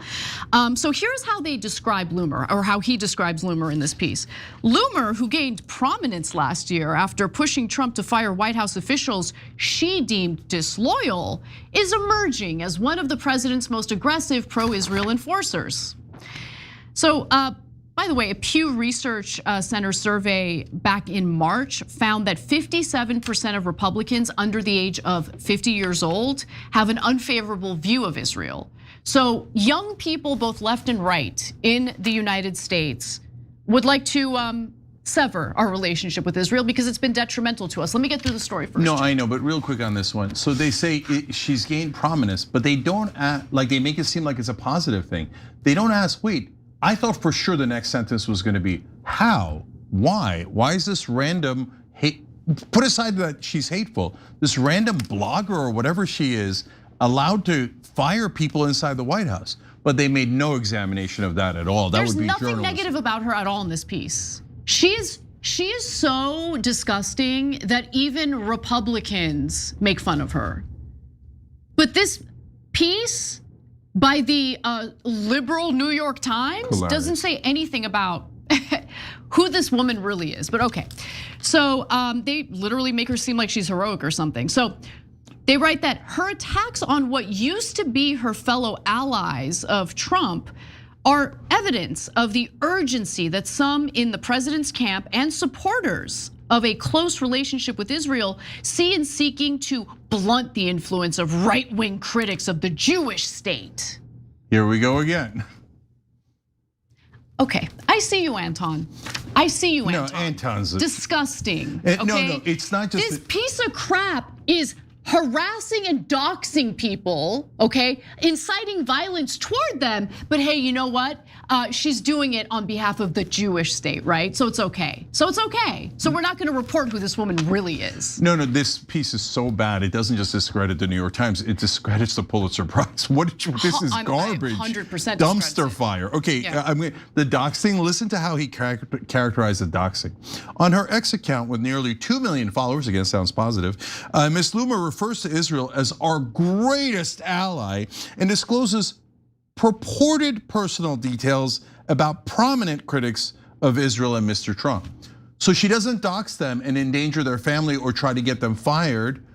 She purportedly put out personal information about Israel's critics, who seem to have deserved it. I know, that stood out to me as well, Cenk, and infuriated me because look at the laundering of, by the way, can you imagine if, let's say I was a lunatic like Laura Loomer and spent all day, every day on X doxing the Zionist crowd, the pro-Israel crowd.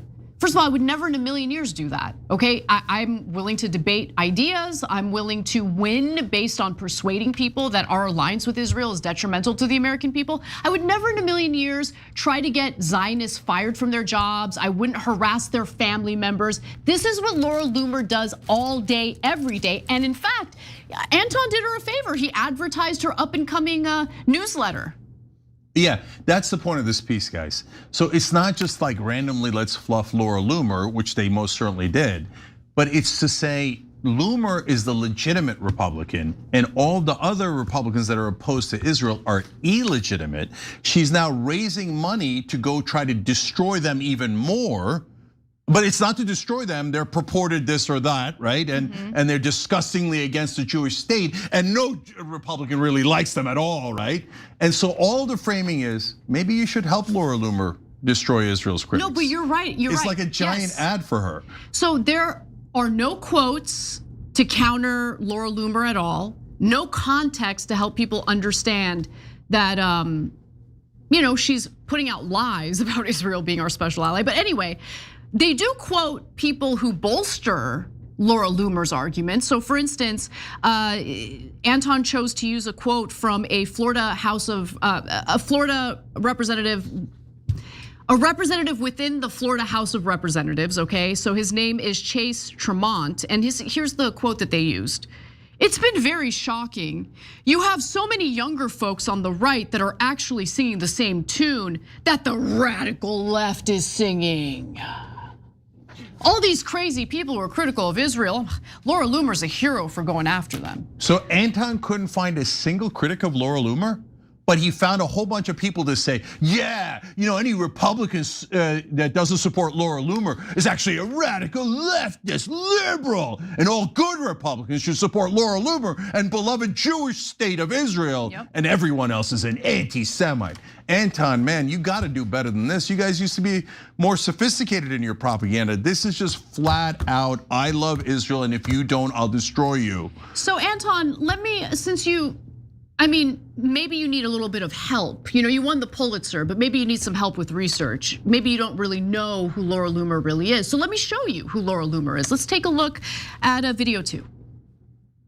And for some reason, there's a lot of people that are really afraid of this nappy-headed black bitch who just has a lot to say, but not really a lot to offer. So I'm not afraid of Candace Owens, and I'm happy to match her energy.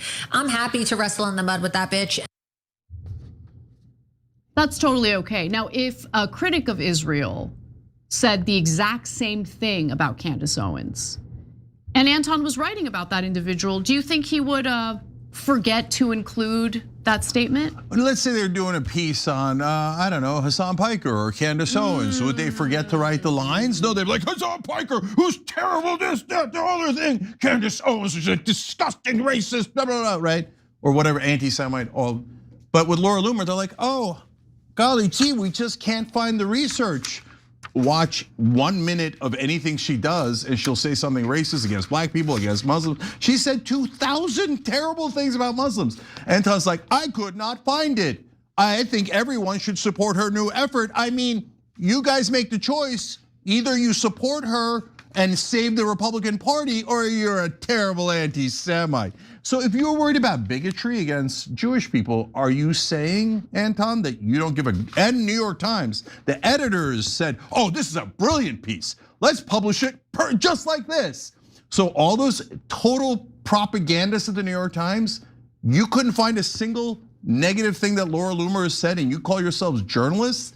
But yet every time someone opposes Israel, did you know what kind of tattoo he has? Do you know what he said in 1993? Okay, yeah, you liars. Final thing that I'll mention about this ridiculous puff piece, and by the way, I'm done with the New York Times. After you have Lulu Garcia Navarro saying, I'm the former Israel-Palestine correspondent for the paper, and then she spends 2 hours attacking Tucker Carlson because he dared to ask questions about Israel's intentions on his own podcast.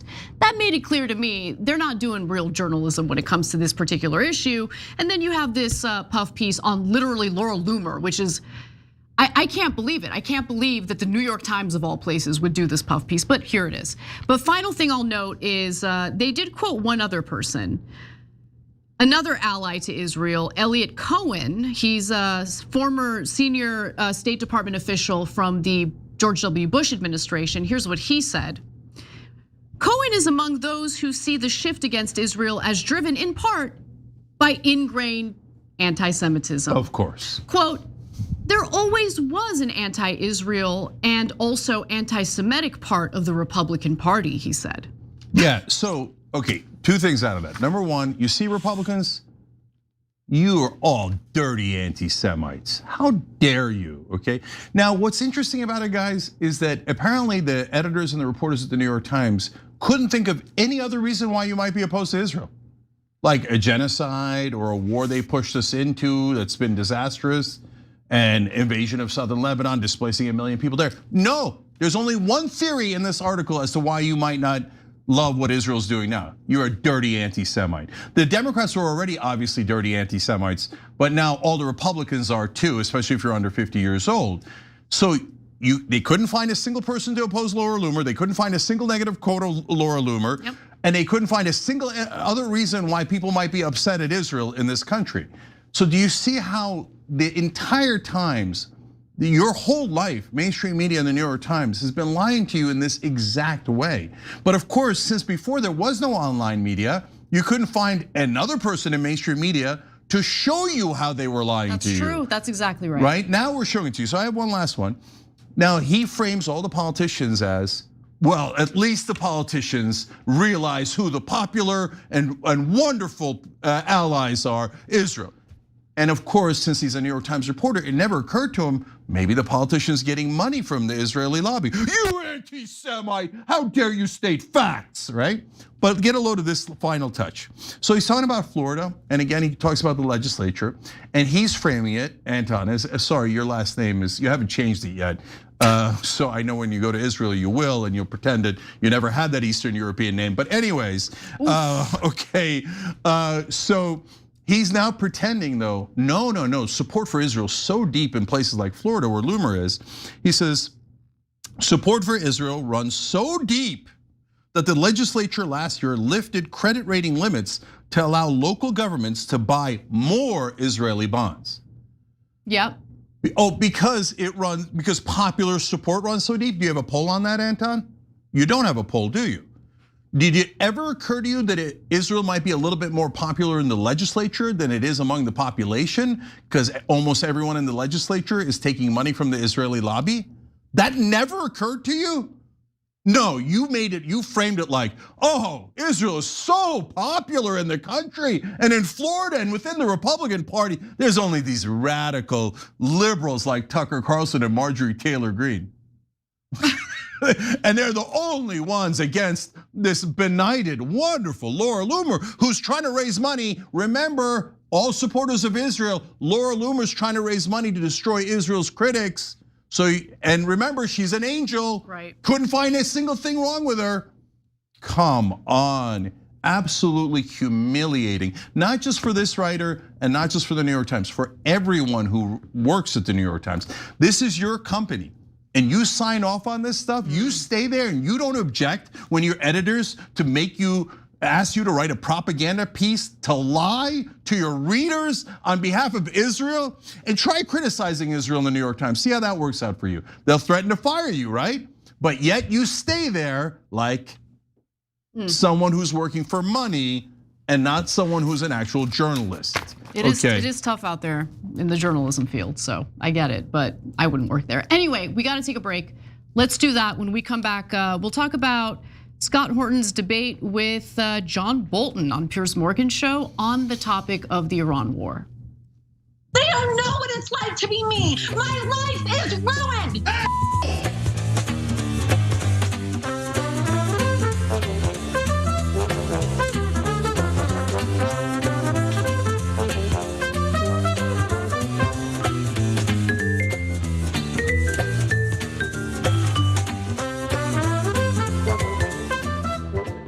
Camp Gronadad refers back to the guy who wrote in about smoking endo while watching.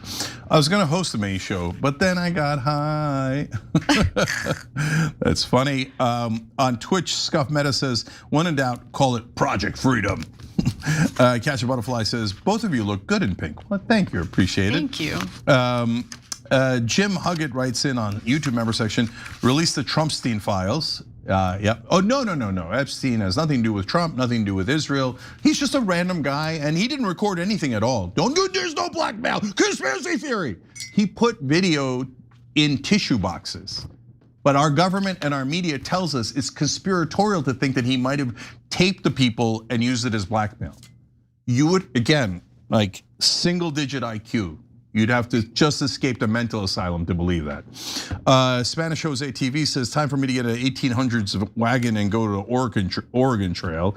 Yeah, because of the gas prices. Face Scott Smith says, what I pay in gas now compared to 3 months ago amounts to our water bill. So boom, that's like a whole nother bill on top, right? VGL says, Anna, pink is your color, you look beautiful. That's so crazy. I literally just had a conversation today about how based on color theory, pink is not my color, but maybe it is, I don't know. Thank you, I appreciate that. So Michael Cotavelli says, not sure if you guys have heard, but Jewish Current is reporting California is looking to pass a 100-foot buffer zone, which would ban protests in front of synagogues having real estate events. Michael, I had not heard that. Okay. Yeah, I mean, they've been succeeding in New York City on this. Yeah. Anyway, okay.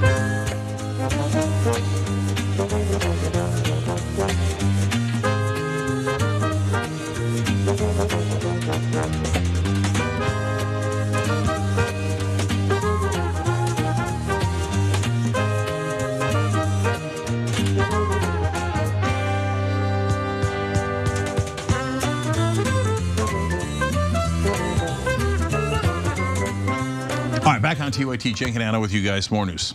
Scott Horton, man, threw it down. Got to watch. Take a look. I know what my objective is and has been for 20 years, and that is there is no route to peace and security in the Middle East in any lasting basis until the regime in Tehran is removed. That's why people were demonstrating in December. Yeah, but none of these people have been demonstrating since the war started. Scott, you were, I would say, sniggering was probably a right way of describing it, as some of the things you were hearing there from Ambassador Bolton. He's an entertaining guy. Today on Piers Morgan Uncensored, Scott Horton threw down with someone I have no respect for, and that's of course the warmonger known as John Bolton. And of course the issue was the ongoing war in Iran. Now before we get to some of the highlights from this debate, Cenk, your 2 cents? Yeah, by the way, those protests were fake. The Israeli press just reported that it was egged on by Mossad. So John Bolton has been trying to start every war Israel wants for the last couple of decades. That is true. And so, do you remember when Donald Trump was saying that John Bolton was a loser and no one should listen to him? I sure do. Well, it's funny because Donald Trump is now listening to John Bolton. More on that. Now, Piers Morgan kept pressing John Bolton to explain how regime change in Iran could possibly be accomplished now that the regime has been decapitated, but the regime remains in place and there are no mass protests trying to oust the regime. In fact, if anything, the United States and Israel attacking Iran has unified the country, has actually led to more support for the regime. Because now the Iranian people see that, fighting back against this war on their country is about their survival.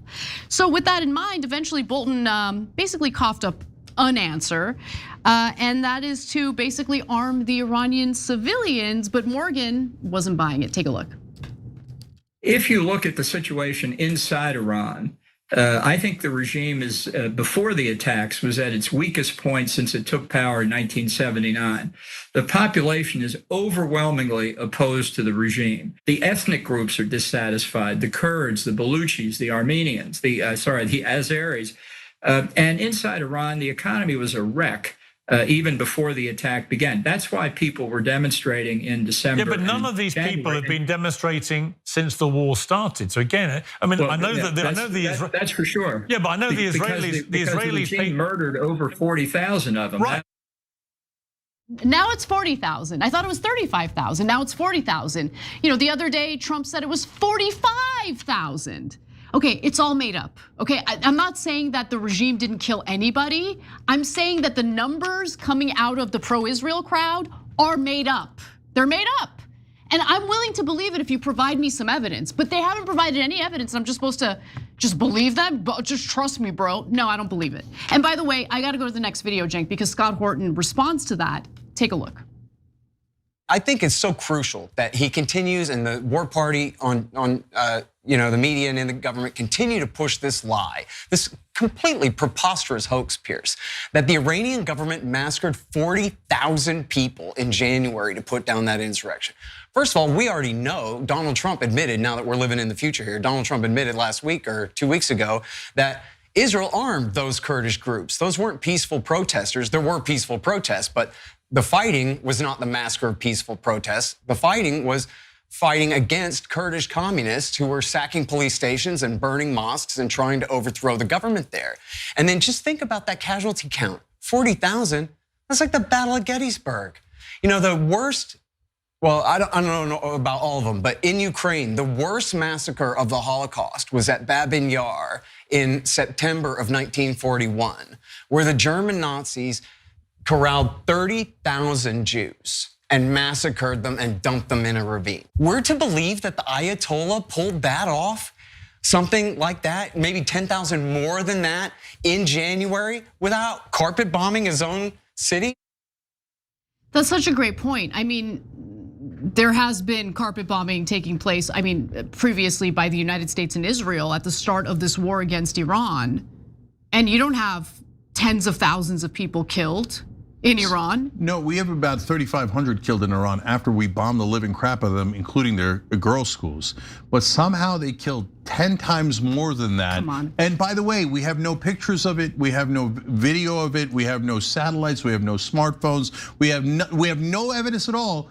Now, when Israel murdered 73,000 people in Gaza, we had overwhelming proof. We have the names of every person who's been killed. In fact, the number is much higher because of the people buried on the rubble. But since we don't have their names, it's not in the official count. That's how well documented it is, and the IDF has agreed to. But the entire time, we were told, you can't trust those numbers. You can't believe those numbers, even though there was overwhelming evidence, right?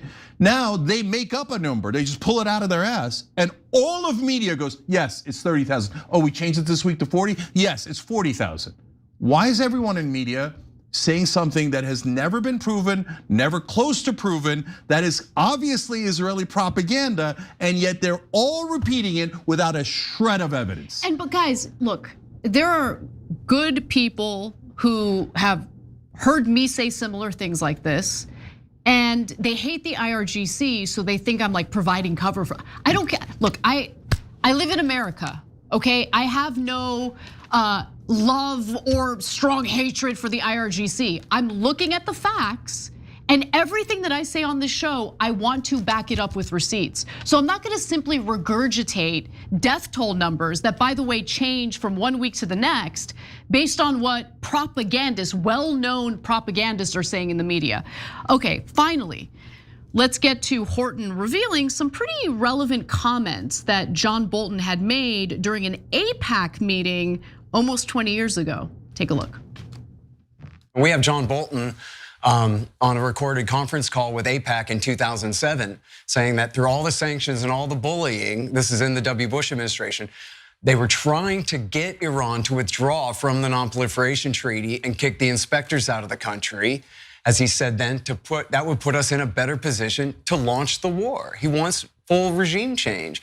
And then you hear his answer. He has no answer to how to do this. Oh, we'll arm some Kurdish communists from PJAK. Yeah, it wasn't the most convincing way that this all gets resolved, I must say. Yeah, and then he says, oh, we'll arm the Balukis. He means Jundallah, the bin Ladenite head-chopping, suicide-bombing lunatics. That's who he means by the Baluchi dissenters, which America and Israel backed against Iran in the W. Bush and Obama administrations.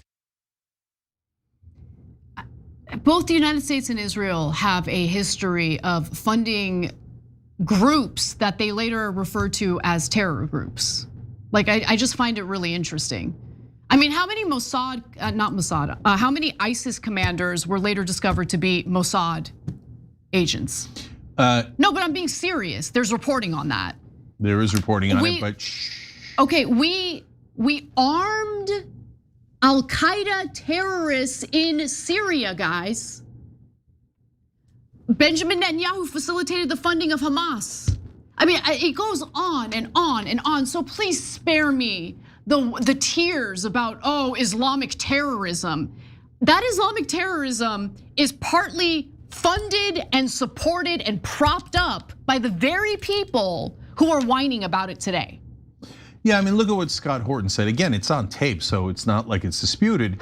Back in 2007, 18 years ago, Bolton is saying, let's make sure the Iranians are not in the nuclear proliferation treaty. So meaning we want them to have the ability to have a nuke so we could use it as an excuse to attack them. They were never concerned about the nukes. Not when Netanyahu started talking about it 40 years ago, not 20 years ago, not today. The only reason why they care about their so-called nuclear program is to have an excuse to attack Iran, and not for Israel to attack Iran. They can attack Iran anytime they want. No, to trick us into attacking Iran. Oh, what if America got hit with a non-existent nuke that they've never had? They've said they won't have. They have no weapon to deliver, etc. So now, guys, two more things that are super important here. We talked earlier in the show about, look, a lot of supporters of Israel genuinely think everything is anti-Semitism and that the Iranians are dangerous and are gonna have a nuke and are gonna kill them all, etc. Because they are also the victims of propaganda. But the people at the top, they know they're the ones that are purposely lying. So John Bolton is a perfect example of that. So he knows that every single thing you saw in that first clip of his is a lie. That there wasn't 40,000 protesters killed, that toppling the Iranian regime is not at all easy, that the war is not going to go well. He was neck deep in Iraq. He knows exactly what went wrong, and he knows that that's exactly what's going to happen in Iran. He's not so stupid that he thinks, oh no, it's a completely different dynamic and this time it'll be easy. No, he's lying to you on purpose. And why? Well, it's funny because that call was an AIPAC call. Yes, it was. So many of the people you see on television actually work for Israel.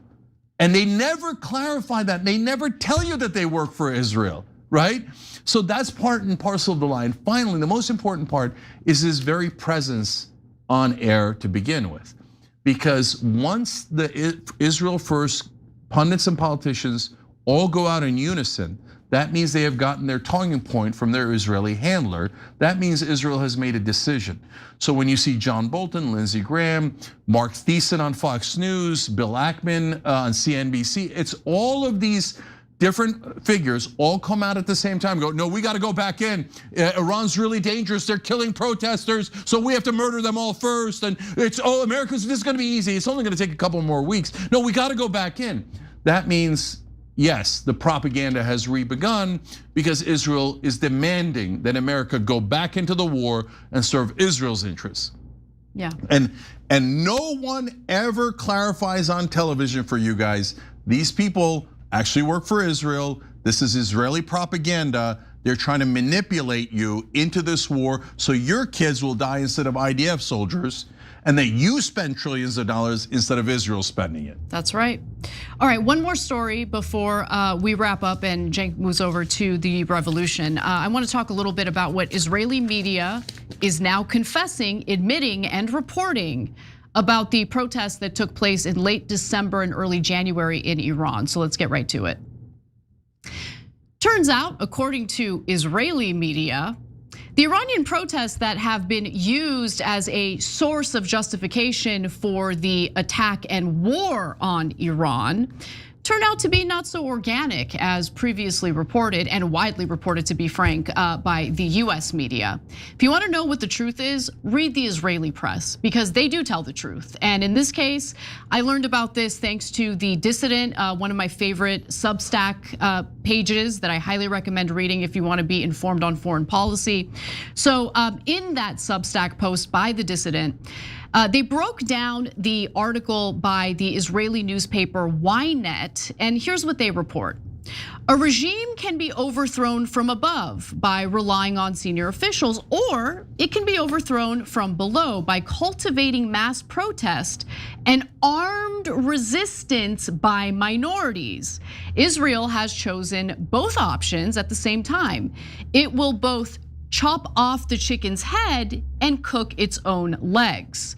The sterile term influence, they further write, does not express the scope of the effort and sophistication. Faced with a regime that is all poison, Israel has set up its own poison machine.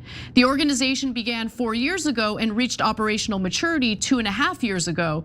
This is a weapons system that, if activated at full power, could be deadly far beyond the boundaries of the social network. So basically, there were, I believe it was the Kurds in Iran, they were being armed by Mossad agents on the ground in the lead up to these protests. And the protests, by the way, I want to be clear about something.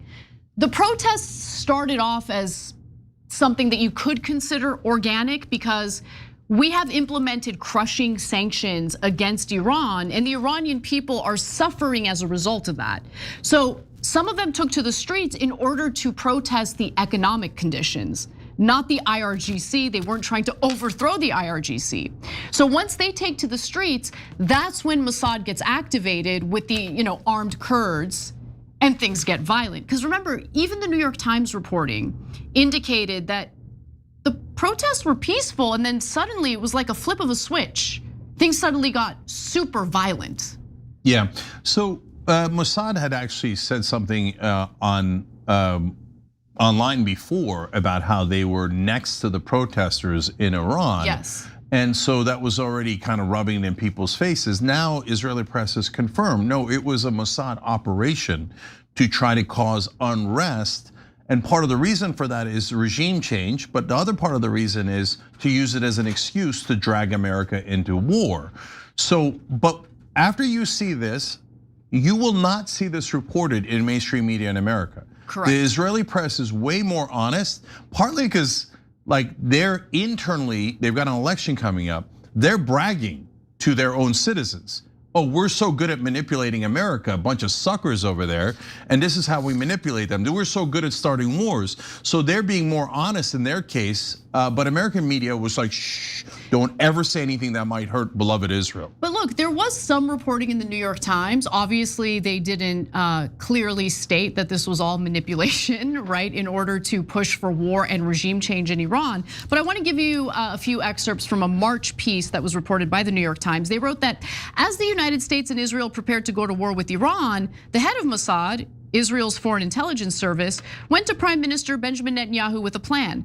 Within days of the war's beginning, David Barnea, that's the Mossad chief, his service would likely be able to galvanize the Iranian opposition, igniting riots. Let me read that again. Igniting riots and other acts of rebellion that could even lead to the collapse of the Iranian government. Barnea also presented the proposal to senior Trump administration officials during a visit to Washington in mid-January. And then Netanyahu adopted the plan despite doubts about its viability among senior American officials and some officials in other Israeli intelligence agencies. Both he and President Trump seemed to embrace an optimistic outlook. And then they proceeded with the decapitation strikes, killing the Ayatollah, and the war got started. So let's go back to the Ynet reporting as reported by The Dissident. So on February 11th, Netanyahu arrives at the White House. Remember, the war starts on February 28th. In a meeting held in the Situation Room, Mossad chief Barnea appears on the encrypted conference call monitor speaking from Israel, and he presents the plan to the president in all its parts.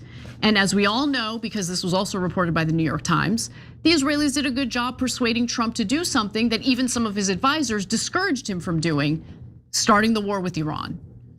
And using the protests that were totally manipulated by the Israelis as the justification for carrying that out. We want to liberate the Iranian people as we proceed to slaughter them with our carpet bombing campaign.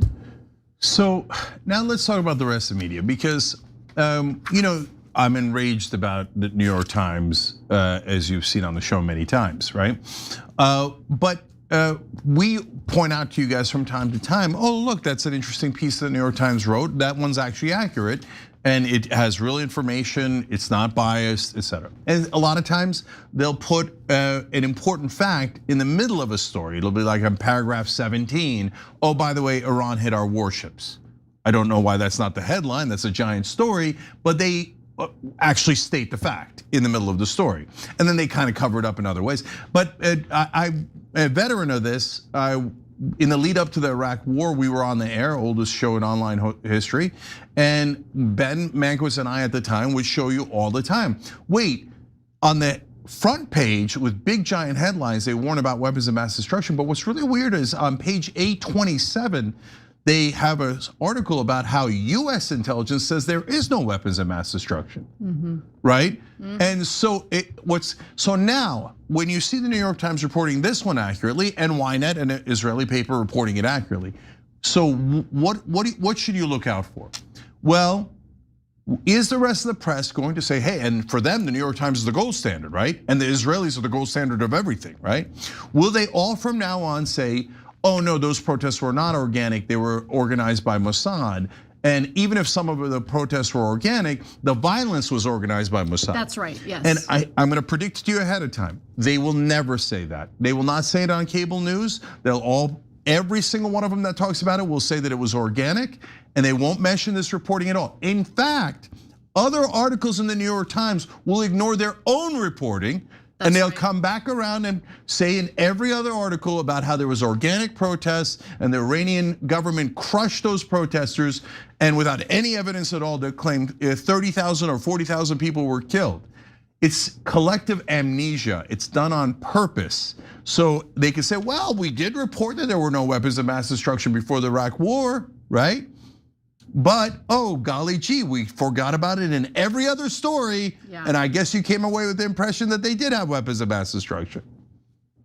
All right, well, the revolution is next, and it's gonna be lit. It is. Two things, Chris Rabb running in a really important race in Philadelphia. You gotta check that out. And I'm gonna do a story about Israeli psyops on CNN. We'll be back.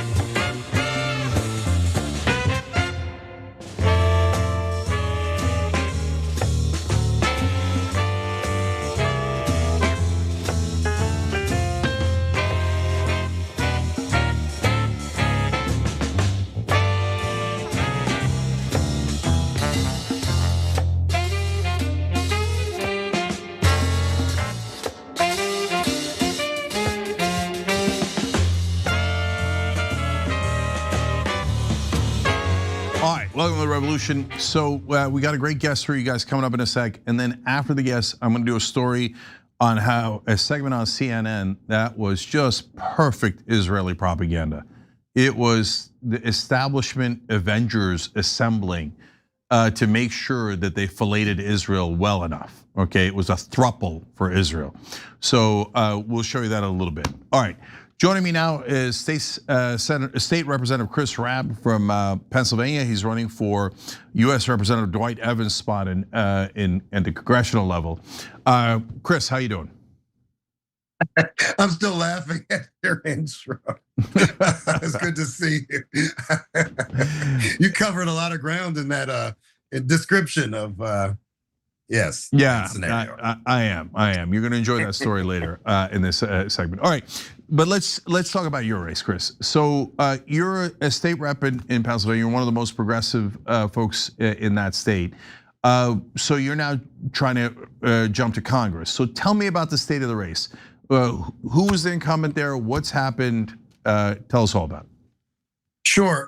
So I will be representing the bluest congressional district in the entire country. It's number one out of all 435 in terms of Democratic performance. It is the left side of Philly. So it's about 800,000 people covering an array of wonderful neighborhoods. It is an aggressively young district. It is an ethnically diverse district. And it's the first time in 35 years that there will be no incumbent on the ballot. The current incumbent has been in office for 10 years. His name is Dwight Evans, and he will be retiring at the end of the year. Prior to that, he was in the State House where I currently work for 36 years. So the next person coming from this district could be there for a generation. Yeah, so that's usually how it works. So what's the state of the field on the Democratic side? Because this is a district you don't have to worry about the Republican side at all. Whoever wins the primary pretty much wins the race. So, right. I imagine the establishment just let you have it, right? Oh yeah, absolutely. Yeah, walk in the park. We have more raccoons than Republicans in this district. There's not a Republican on the ballot in November. So literally whoever wins on May 19th will be the next member of Congress for the city of Philadelphia. I am an aggressively anti-establishment Democrat.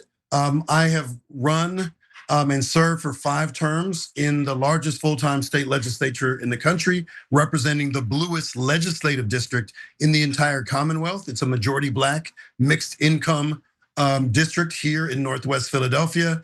And I have never earned the endorsement of my own party in the 3 contested races I've run thus far in my 10-year political career. And I assure you, it is a badge of honor. I was not supposed to have won in 2016. I beat the odds, I knocked on doors, and I unseated a new incumbent and have been there ever since. And I've been a thorn in the paw of the very powerful Democratic establishment, but it's not powerful enough to get me out of office. And now I'm coming at them because what's gonna happen on May 19th is my campaign is mobilizing young people, progressives, disaffected Democrats, new voters, Black super voters who are my base, particularly Black women. And we're gonna send a message that this is the end of the era of establishment politics and embracing a transformative future that stops playing around the edges and focuses on what matters to working people. So I'm very excited, and 12 days away, and I believe we will have a collective victory on May 19th. Yeah, so look, let me explain my bias real quick because I never want to not let folks know. Chris and I went to school together. I really like Chris. He was on the show when he first ran for office. And Chris is more progressive than I am, okay? So I just clear about that. And so part of the reason I said that now, Chris, is because I view you as the favorite in the race based on what I've seen. But I'm a little bit biased, and that's why I wanted to explain that to the audience. Sure. So what is the state of the race? Is there another guy that they're pouring a lot of PAC money into, et cetera? So there are 3 viable candidates. I am the fire-breathing progressive. We have a physician who is an outsider, and we have the quintessential insider establishment candidate whose father used to be mayor, and he himself used to be the chair of the Pennsylvania Democratic Party.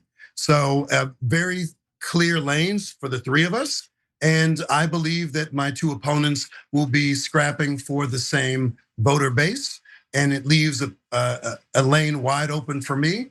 And I'm doing something very unconventional, which is I'm engaging young people and, like I said, disaffected Democrats and others who don't feel seen by usual Democratic politics, establishment politics. And I'm entrusting my campaign and my future and our collective future to those folks who are not normally engaged by the establishment. And I believe that that coalition will usher in a huge and historic victory on May 19th.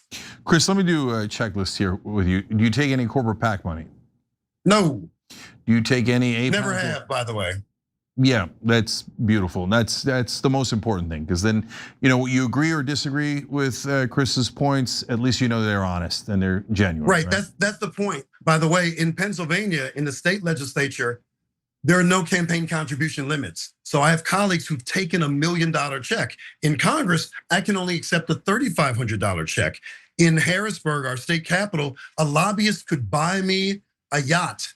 And as long as I report it, it's legal. In Congress, I can only get up to, I believe, $50 of value from a lobbyist. So I actually have worked in a far more corrupt legislative body than the one I'll be going to in January. And still, he didn't take any corporate PAC money. So, any foreign government lobby money, like AIPAC or anything along those lines? No, AIPAC wouldn't piss on me if I were on fire. Okay, well, that'll win you some votes. Okay, so, and then how about progressive groups? Have they delivered for you any endorsements there? So you've heard of this little group called Justice Dems. You know a little bit about them. They endorsed Working Families Party, National DSA, Congressional Progressive Caucus, and of course a number of specific members of the Congressional Progressive Caucus, AOC, Ilhan Omar, Rashida Tlaib, my bonus rep, my favorite, Summer Lee, who's holding it down in Pittsburgh. We worked together in the Pennsylvania House. Latifah Simon, Jamie Raskin, Senator Van Hollen. It's a long list. I'm leaving folks off, but people are showing up for me because they know that I have a track record and that I'm running with integrity, and they're investing in me because they want positive reinforcements when we take back the House in January so that we can actually lead. Yeah, you know, there's an old joke about Pennsylvania. There's Pittsburgh on one end, Philly on the other hand, and then Alabama in the middle, right? So, but hold on. I hate that so much. I know. But even if that were true, still you'd have Summer Lee on one end and Chris Rabb on the other, and that'd make up for a couple of Alabamas. Okay. But here's the thing, though. Remember, most black folk have Southern roots, and most black folk live in the South. And so I have Alabama roots. They also call it Pennsyltucky. And I have 7 generations of Kentucky kin that I'm very, very proud of, who are freedom fighters, black abolitionists. They served in the Union Army, they did their thing. So what I wanna do is, even though I'm an Afro-cosmopolite, I'm someone who's lived in, a black person who's lived in multiple cities for work, education, or love, I also believe that we need to find common cause with rural communities. And I've been on the agriculture committee for 10 years, and I think we have more in common than a lot of folks think. There are progressives who do not have political power, but we need to organize in between, not just in cities, but in rural communities and towns between Pittsburgh and Philadelphia. And I know that Summer Lee and I are gonna put in that work so that we can make sure that Pennsylvania is blue, but blue in the right way. Yeah. And I couldn't agree more. There's no reason why we can't win in those areas. Our policies, economic policies, are for the average guy, and it's not based on whether you're a Democrat or Republican or what your leanings are. Higher wages are higher wages. Universal health care is universal health care. You all get it, right? So speaking of that, Representative Rabb, what would be your top priorities if you got into Congress? Oh my goodness, you know, that's a laundry list. So you can think about it in a couple of ways, and I'm sure you'll appreciate that. You know, I could take the easy thing and say Medicare for all, right? We absolutely have to pass Medicare for all. We can, once we enact it, we can be done with it in 2 years, right? Because the new version of Medicare for all would start with bringing people in 55 and older and 19 and younger. And then by the second year after enactment, everybody would be on Medicare for all. I think that's important. We also need to move our minimum wage from the poverty wage to a living wage. I think that's very important too. But I'm gonna say 2 things you might not expect, but I know you'll appreciate. And they're not sexy. One is we gotta get money out of politics, right? Because anything else we care about, as long as we are infected by money in politics, nothing meaningful can happen at the scale and speed we need. So we have to have campaign finance reform. We have to have public financing of elections. I'm supportive of ranked choice voting. I've introduced a lot of bills on that front. The other thing is media democracy. We need to break up these monopolies. We were talking about this 20 years ago, Cenk. You know this. We need more independent media. We need a diverse array of voices. They're not owned by the same tech bros. And you may recall back when I was a political blogger with Afro Netizen, I was talking about how my great-great-grandparents founded the Baltimore Afro-American newspaper in the 1890s. That business is still in my family 5 generations later. And it was a way that Black folk could tell our own stories when the white mainstream press would not honor our humanity and our contributions to society. And it was such a powerful paper that Black Pullman porters who carried it with them on the trains and shared it with other Black folk across the country, they had to hide it because if they went in the South, white folk who saw Black people reading a Black newspaper could be lynched. The power of independent media is so important. We have to make sure that we democratize it so that it's not controlled by 5 billionaires. It is unacceptable. And once we do that, we're gonna have a way back into a participatory democracy that reflects the multicultural civil society this country should be based on. So at the end of these interviews, I asked some fun questions about your personal life, and we'll get to that in a second. But first, a couple of tough questions in that regard. Okay. So, I think money out of politics is quite sexy. But the problem, Chris, that you'll see I hope when you get into office, I've already been clear about my bias, right? Is that you'll run into Democrats saying, yeah, but your Democratic colleagues take that money. And that would be very, very rude of you, Representative Rabb, if you go and call them out on it. So just keep it general, keep it vague, don't propose anything real, and definitely do not mention anyone by name. So what do you do when you get that kind of pressure? Well, here's the thing. It's a very liberating thing to know that when I have to make a difficult vote, I don't have to call a corporate executive, right? Or call some other entity that has been bankrolling my campaign.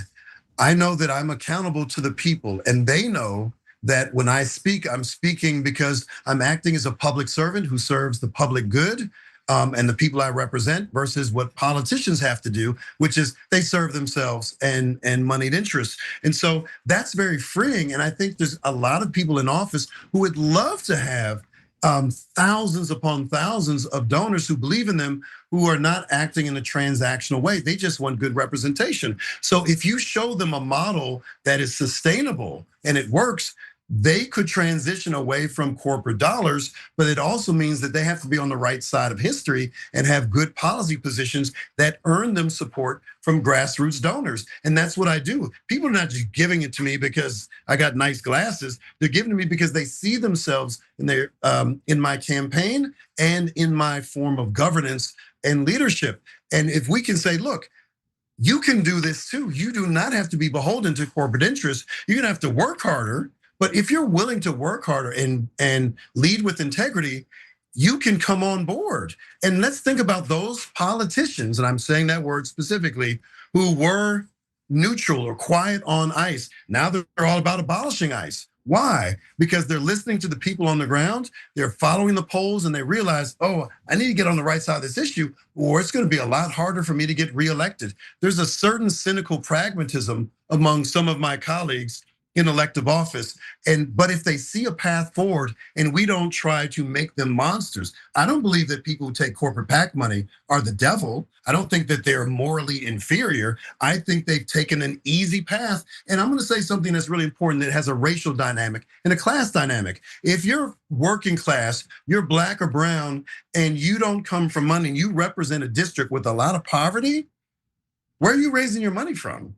Right? So if corporations are the first folks to cut you a check, you're gonna take it because that's what viability looks like. You can't serve if you can't get elected and reelected. So there's a number of very practical people who wanna do the right thing, but the structure, the business model of governance is so distorted based on money and politics. So I believe if they have a viable choice to get funded by the people, and yes, they'll have to work harder to raise that money, but they can be free of corporate interests. If we can show them a path, I want to bring as many of those people on board as possible because I'm not independently wealthy. I didn't have high name recognition, and I'm getting support from all over the country because I'm speaking my truth. I'm walking in my purpose, and I'm connecting with people authentically, and others in Congress can do that too. Yeah, so Chris, as I said, is to the left of me, but he's also nicer than me. I think the people who take corporate PAC money might not be immoral, but the minute they do favors for that corporate PAC money, they are immoral.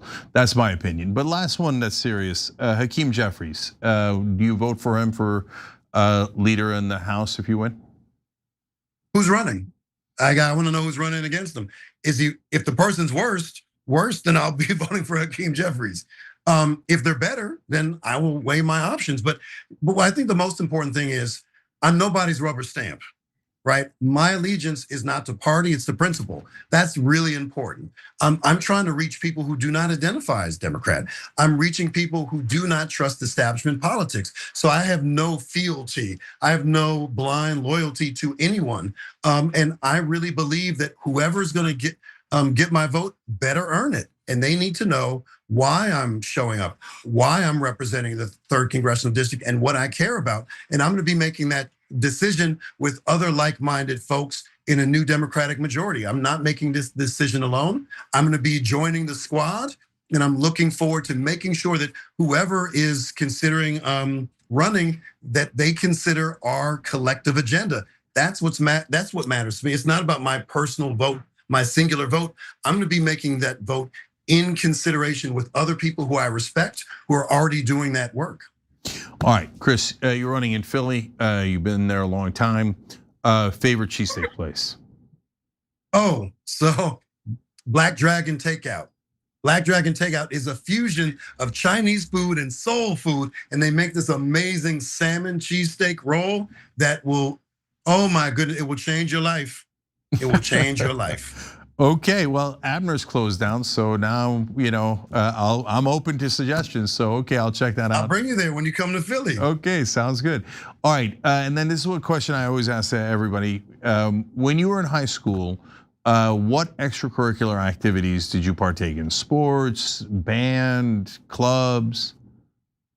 I was a troublemaker. I was really. So I wrote on. Yeah, surprising, right? So I actually did stand-up comedy in my last year, and improv, and I still use those skills today. That's how I have some, semblance of sense of identity, purpose, and sanity. So yes, I was very active in comedy. I also played tennis. I wrote for the school paper. I was nerd adjacent. Nerd adjacent, that's a good way of putting it. I might fit that too. I might have been just nerd, but I played football, so maybe I'm nerd adjacent, But that's interesting. Yeah, but I'm not big and strapping like you. I'm a delicate flower. I couldn't do that. And here's another thing we know, because I just saw that pocket square. Can you show that again? Oh yeah. I don't leave home without a pocket square. Yeah, I mean, I'm look, fashion forward. Yeah, infinitely more fashion forward than me. How do you look the same? The last time I was on your show was years ago. You look the same. I have no hair. I got glasses. I got work done. I don't think so. Okay, all right. Well, okay. You know what? Last thing. Did you ever think coming out, maybe I should do comedy as a profession? I do comedy as a profession. I literally, I'm telling you, it's the way I engage people in good faith with people who do not share my politics or worldview is humor. And when you use humor, particularly with authenticity, you dissolve people's defenses, and that's how you see what you have in common. I'm a, big old black lefty Democrat from Philadelphia. I have 4 strikes against me in the state legislature, and I was still able to pass 5 bills into law in a very small Democratic minority in my first 6 years in office. I was able to do that, not necessarily with my intellect, but with humor and humility, and that works. So I use my humor every freaking day. Yeah, you're gonna need it for sure, especially if you're going to DC. All right, chrisrabb.com is the website. We'll have the link down below, chrisrabb.com. Chris, thanks for joining us, really appreciate it. My pleasure. All right. Man, next session in Congress might be pretty different than all the other ones we've had. And that depends on how many of these guys get in. Because there are a bunch of troublemakers that are running. And a lot of them are doing pretty well. So it may be fun times ahead, we'll see. All right, I got one more story for you guys. We're trying to do a revolution here, right? A political one to get our government back. Well, who are we getting it back from? Well, let's find out. Sticking with our national lead, the rise of anti-Semitism across America, Republican Congressman Mike Lawler of New York and Democratic Congressman Josh Gottheimer of New Jersey have introduced a new resolution that condemns the surging distribution of hate-filled anti-Semitic rhetoric and content at the hands of prominent online personalities. Congressman, welcome to the show.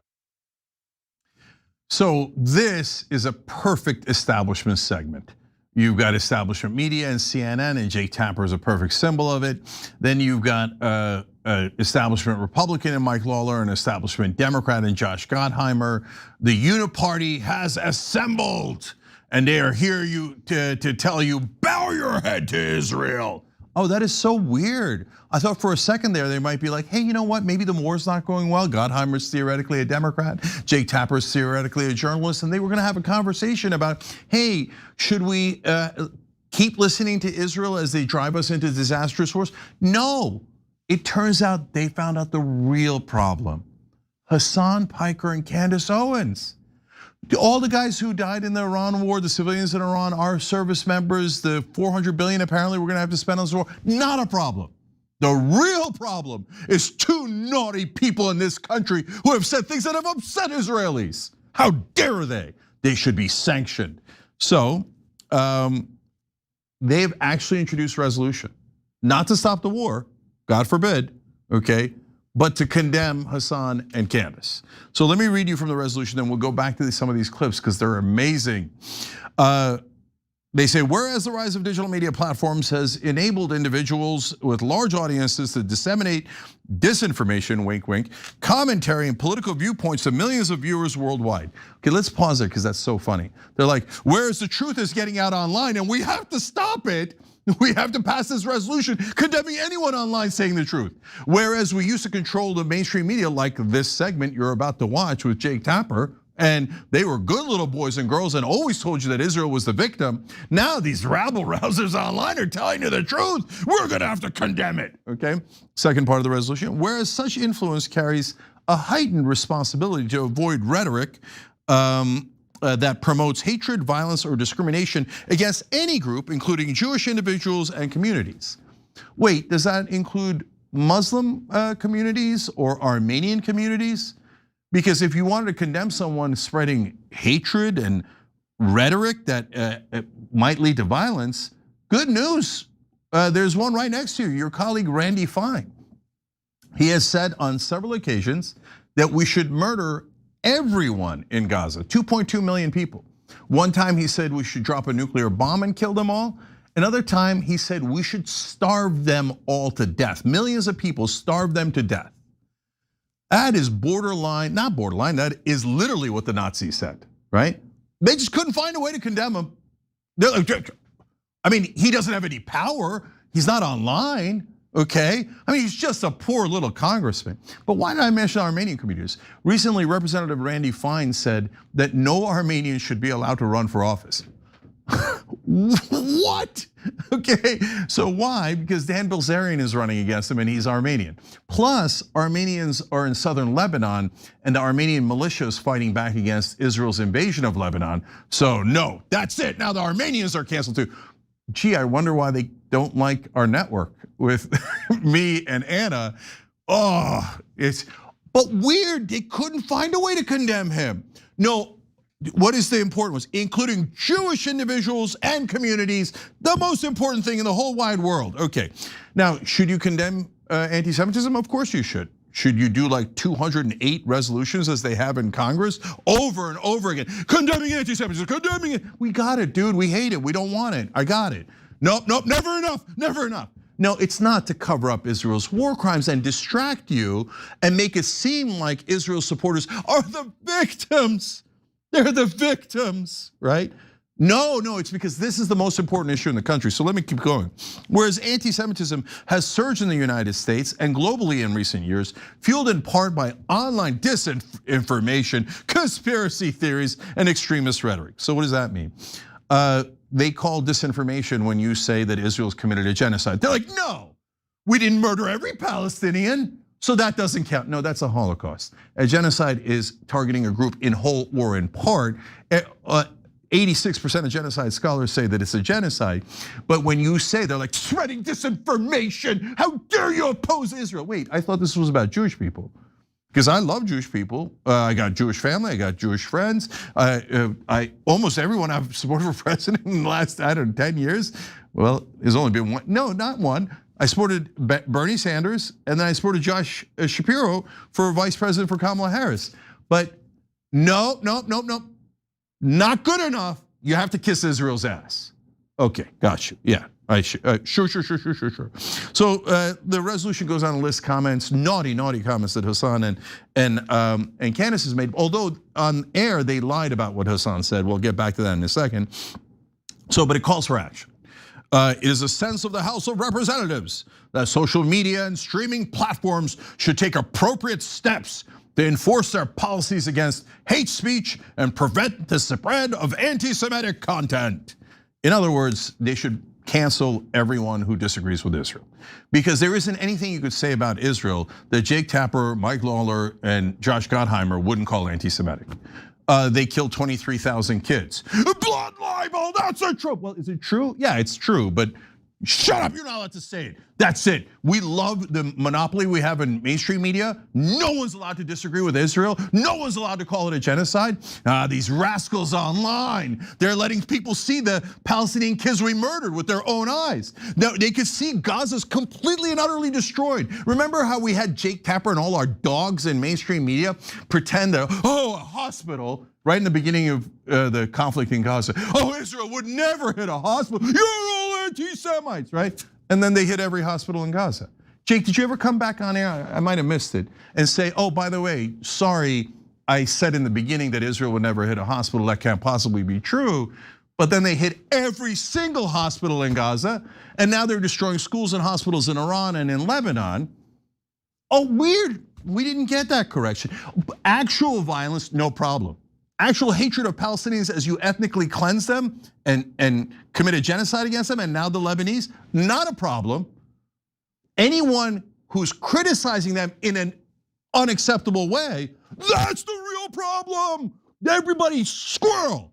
Okay, so before I get to how much money they've taken from the Israeli lobby, because you're not gonna find that out on CNN, shh, don't ever let anyone say the truth.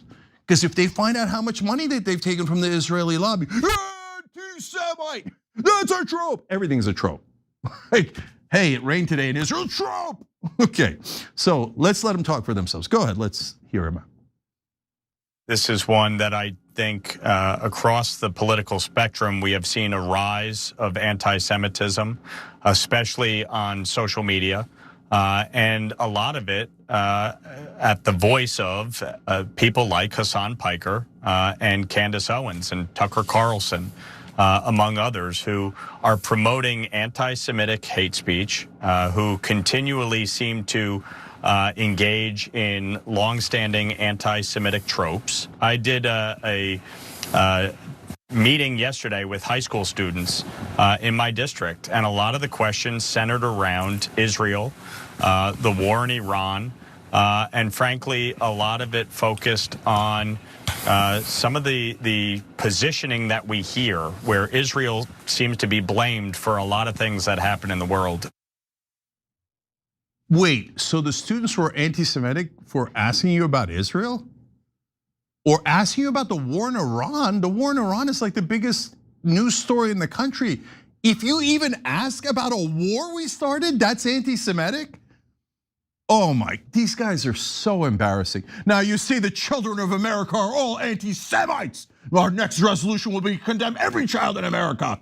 They are not listening to Israel. He didn't even bother pretending that it had anything to do with Jewish people. He just said Israel and the war we started. But wait, the war we started with Iran, I thought that was for American interests, right, Mike Lawler? Oh, so it was for Israeli interests. That's why you brought it up in this context, okay? And anyone who criticizes Israel, because he didn't say Jews, he said Israel, anti-Semites, okay? So this is what passes for journalism on television. I mean, this is, Jake lets them ramble all these things. He said that Hassan said anti-Semitic things. That's not true. Hassan has said plenty of controversial things, but he never said the things that they said that he said. Because even that they have to make up. They're like, how do we distract? How do we pretend that everyone who is legitimately criticizing a genocide and a disgusting war and ethnic cleansing of 1 million people in Lebanon are all anti-Semites that should be canceled? They're literally trying to cancel Americans from having this freedom of speech to criticize Israel.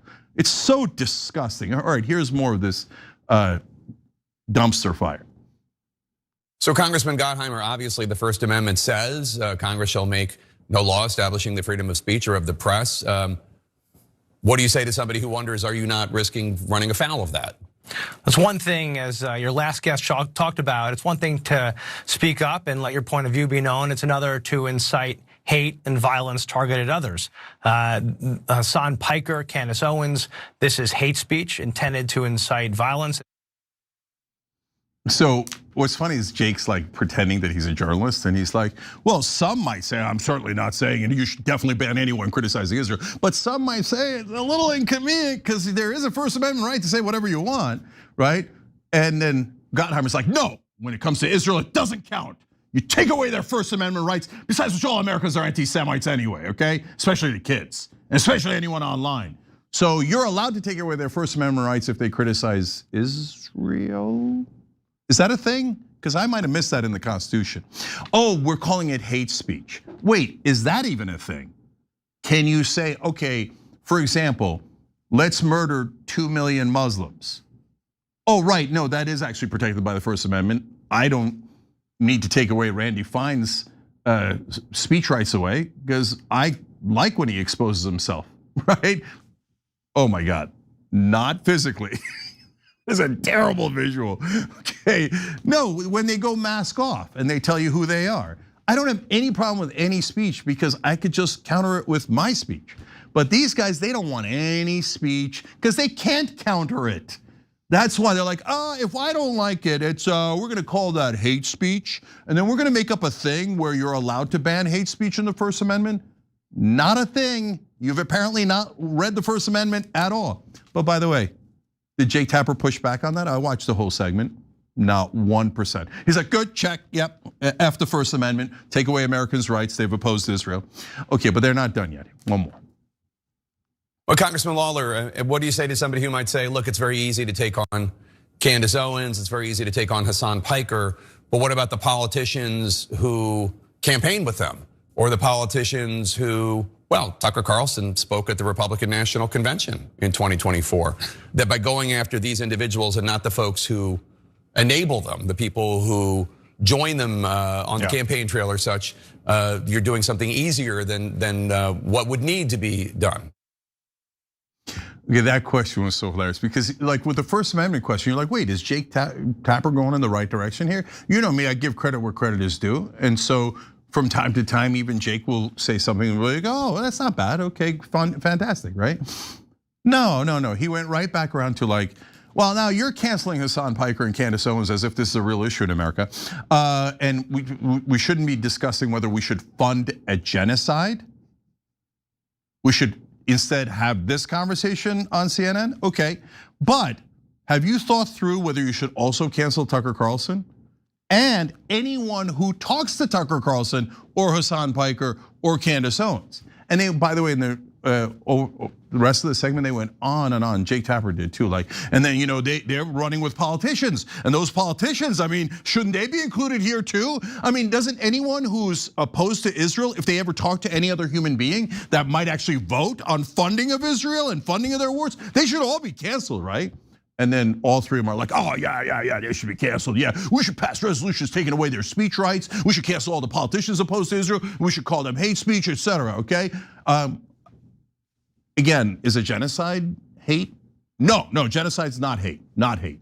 You say talking about a genocide, that's hate, okay. So, but I'm sure that they came to these opinions on their own, right, with no influence whatsoever.